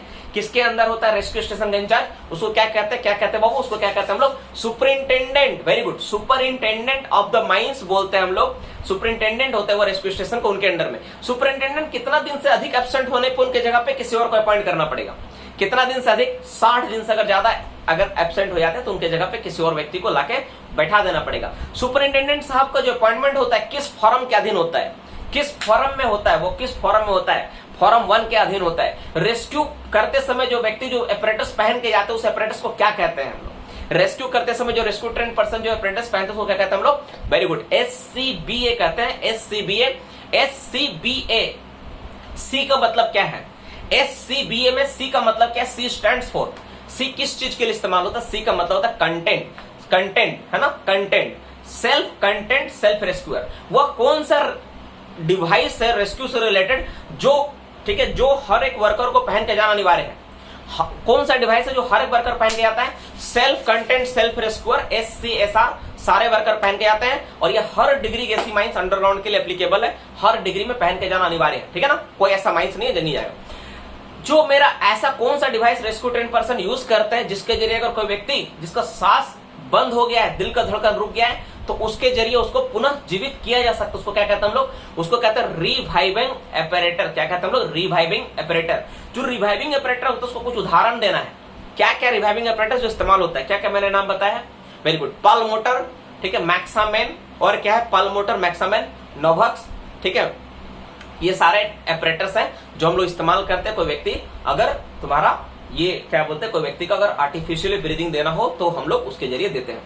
नेक्स्ट क्वेश्चन में बात करेंगे, जो रेस्क्यू टीम में ऐसा कौन व्यक्ति जो कोई फिजिकल वर्क नहीं करेगा, रेस्क्यू टीम में ऐसा कौन व्यक्ति होता है जो कोई फिजिकल वर्क नहीं करता है, कौन व्यक्ति होता है, उसको कौन होता है, देखो क्या मार रहा है आंसर, ठीक है, लीडर। लीडर जो होता है ना, टीम लीडर जो होता है वो कोई व्यक्ति कोई काम नहीं करता फिजिकल वर्क, लेकिन वो हर जंक्शन पे मार्क करता है कि किधर जाना है किधर जाना है। अब जो जाते रेस्क्यू वर्क होता है ना, वो एक स्पेशल तरह का प्लान के अधीन होता है, उसको क्या कहा जाता है, किस प्लान के अंदर होता है, उसको क्या कहते हैं हम लोग, वो कौन सा प्लान होता है, कौन सा प्लान कहते हैं हम लोग, रेस्क्यू ट्रेसिंग करते हैं। और ये माइंस में कितना रेस्क्यू ट्रेसिंग रखना होता है अनिवार्य है, कितना रेस्क्यू ट्रेसिंग रखना अनिवार्य है, more than 3, very good, more than 3, more than 3 मतलब 4 भी होगा 10 भी होगा, इसीलिए 3 प्लस मारना 4 मत मारना, 4 गलत आंसर है। मोर देन 3 का मतलब कभी 4 नहीं होता है, 5 भी होता है, 6 भी होता है, 7 भी होता है, इसलिए मोर देन 3 आंसर मारना, कभी भी इस बात को ध्यान देना बाबू, ठीक है। चलो नेक्स्ट क्वेश्चन में बात करेंगे, रेस्क्यू ट्रेसिंग में जो सिंबल इस्तेमाल किया गया किस शेड्यूल में उसका जिक्र किया गया है, रेस्क्यू ट्रेसिंग में जो सिंबल इस्तेमाल करते हैं शेड्यूल नंबर कितना में, 5 में उसका जिक्र आता है, 5 में उसका जिक्र किया गया। अच्छा, रेस्क्यू जो टीम का जो लीडर होता है ना, वो क्या करता है, हर एक ऑपरेटर्स का चेक करता है कि कितना ऑक्सीजन कितना प्रेशर में बचा है, कितना मिनट में जांच करेगा, 20 मिनट में जांच करेगा, 20-20 मिनट जांच करेगा। उसमें जो जैसे एक ऑपरेटर्स कौन सा ऑपरेटर्स पहनते हैं, एग्जांपल क्या उसका, सेल्फ कंटेंट ब्रीदिंग ऑपरेटर्स का एग्जांपल बताओ पहले, कौन सा ऑपरेटर्स पहनते हैं, वो कौन सा ऑपरेटर्स, एग्जांपल कौन ज्यादातर यूज होता है माइंस में, कौन सा ऑपरेटर्स यूज होता है आज के डेट में, BG4। देखो BG174 यूज होता है, बात सही है, थोड़ा पुराना मॉडल है, लेकिन BG4 अभी हर माइंस में लगभग इस्तेमाल होने लगा। तो BG4 का ड्यूरेशन कितना होता है, BG4 का ड्यूरेशन कितना होता है, कितना देर तक चलेगा वो, तो BG4 2 घंटा तक चलेगा। कितना घंटा तक चलेगा BG4, 2 घंटा तक चलेगा, 2 घंटा चलेगा। और कितना देर तक काम करने का परमिशन मिलेगा BG4 पहन के, 1.5 आवर, 1.5 घंटा काम करने का परमिशन मिलेगा, आधा घंटा वापस आने के लिए टाइमिंग के लिए सेव रखना होता है, ठीक है, पर शायद उतना भी लोग नहीं करते हैं, तो 1 घंटा पहले ही चल देते हैं। चलो हो गया, घूम लिए, अच्छा है, बढ़िया है, चलो यही होता है। चलो नेक्स्ट क्वेश्चन में बात करेंगे, ठीक है, चलो नेक्स्ट क्वेश्चन में बात करेंगे। तो जो हम लोगों का, ठीक है, तो एक्चुअली क्या होता है, जब कोई टीम जाती है ना, प्रोसीड करती है ना, आगे बढ़ती है ना रेस्क्यू रिकवरी वर्क के लिए, तो उसको एक एस्टेब्लिशमेंट बनाना होता है जहां से वो सारा काम आगे प्रोसीड करेगी। उस एस्टेब्लिशमेंट को क्या कहते हैं हम लोग, उसको क्या कहते हैं बाबू, FAB, फ्रेश एयर बेस। क्या कहते हैं हम लोग, FAB कहते हैं, फ्रेश एयर बेस। तो जो फ्रेश एयर बेस होता है उसमें क्या होता है कि 2 तरह के लोगों का वहां अनिवार्य है, 2 तरह का टीम का होना अनिवार्य है। एक टीम कौन है, रेस्क्यू ट्रेन पर्सन का होता है, दूसरा क्या होता है, एक डॉक्टर मेडिकल प्रैक्टिशनर का वहां रहना जरूरी है। साथ में फ्लेम सेफ्टी रखना पड़ेगा, कितना फ्लेम सेफ्टी चाहिए, फ्लेम सेफ्टी कितना चाहिए, 2 चाहिए। साथ में CO डिटेक्टर, हाइग्रोमीटर को रखना पड़ेगा, स्ट्रेचर रखना पड़ेगा, फर्स्ट एड किट को रखना पड़ेगा, इन सब चीजों को वहां रखना पड़ेगा ताकि रेस्क्यू एंड रिकवरी वर्क बेहतर ढंग से किया जा सके। चलो नेक्स्ट क्वेश्चन में हम लोग बात करेंगे, ठीक है, मोटा मोटी हो गया, फ्रेश एयर बेस हो गया, वहां से प्रोसीड करेंगे आगे, वो लोग जाकर रेस्क्यू करेंगे। अच्छा, वो लोग जैसे मान लो एटमॉस्फेयर ऐसा है कि जहां पे कुछ दिख रहा नहीं, तो रेस्क्यू टीम क्या करेगी कि स्पेशल टाइप का डिवाइस इस्तेमाल करेगी, 2 स्मोक हेलमेट, वेरी गुड, वो भी रखना पड़ता है। तो कुछ स्पेशल डिवाइस जिसको लेके वो क्या करेगी, जाके आगे बढ़ेगी। उसको किस तरह का डिवाइस कहते हैं हम लोग, कौन सा डिवाइस लेके उसको क्या कहते हैं, गाइडलाइन, लाइफ लाइन नहीं कहते, गाइडलाइन। इसकी लंबाई कितनी होती है, वेरी गुड वैभव, 1000 मीटर लंबा होता है गाइडलाइन, एक बार में समझ जा रहा है, 1000 मीटर लंबा होता है गाइडलाइन जिसके जरिए जाती है। लाइफ लाइन क्या होता है, एक रोल होता है वो अलग है, ठीक है, गाइडलाइन अलग होता है, गाइडलाइन के जरिए वो लोग जाते हैं लेकिन 1000 मीटर लंबा होता है, ठीक है। ये सारे क्वेश्चंस हुए। और अगर देखा जाए तो रेस्क्यू सुपरिंटेंडेंट को अंडरग्राउंड का कितना एक्सपीरियंस होना चाहिए, रेस्क्यू कितना होना चाहिए, 5 होना चाहिए, ठीक है, और 5 होना चाहिए। उसी तरह अगर रेस्क्यू जो रूम होता है, रेस्क्यू रूम इंचार्ज जो होते हैं उसको कितना साल का एक्सपीरियंस होना चाहिए, 3 साल का। सेम इंस्ट्रक्टर होते हैं, ठीक है, इंस्ट्रक्टर होते हैं उसको भी 3 साल चाहिए। इंस्ट्रक्टर कहां पे होगा बाबू, इंस्ट्रक्टर कहां पे होगा, जो इंस्ट्रक्टर होता है कहां पे होता है, इंस्ट्रक्टर कहां होता है, रेस्क्यू स्टेशन में होता है। कितना इंस्ट्रक्टर होता है रेस्क्यू स्टेशन में, कितना इंस्ट्रक्टर होता है, 2 इंस्ट्रक्टर होते हैं, साथ में एक ब्रिगेड होती है, रेस्क्यू का एक ब्रिगेड होता है। ब्रिगेड में कितने लोग होते हैं, ब्रिगेड में कितने लोग होते हैं, 18 ब्रिगेड में लोग होते हैं, 18 लोग होते हैं, 18 लोगों का एक टीम होता है। बाबू देखो, जिसको इसका आंसर नहीं पता ना, तुम रोज अपना लिख के प्रैक्टिस करते हो इस वीडियो को देखते भी, इससे तुम्हारा इंप्रूवमेंट बढ़ेगा, है ना, इंप्रूवमेंट बढ़ेगा। रोज तुम प्रैक्टिस करोगे तो तुम देखोगे तुम्हारा बहुत अच्छा हो गया। तुम सुन के भी कम से कम सोचोगे ना कि सुन के हम हर दिन, जैसे रिकॉर्डिंग होगी, एक बार रिकॉर्डिंग कर ली वीडियो अपडेट होने के बाद, उसको रोज सुनो। हर दिन तुम देखोगे क्लास में ना 100-150 सवाल तो एमसीक्यू रिवीजन होता ही होता है, 200 सवाल तो एवरेज होता ही है, 100-150 तो हर दिन होता है।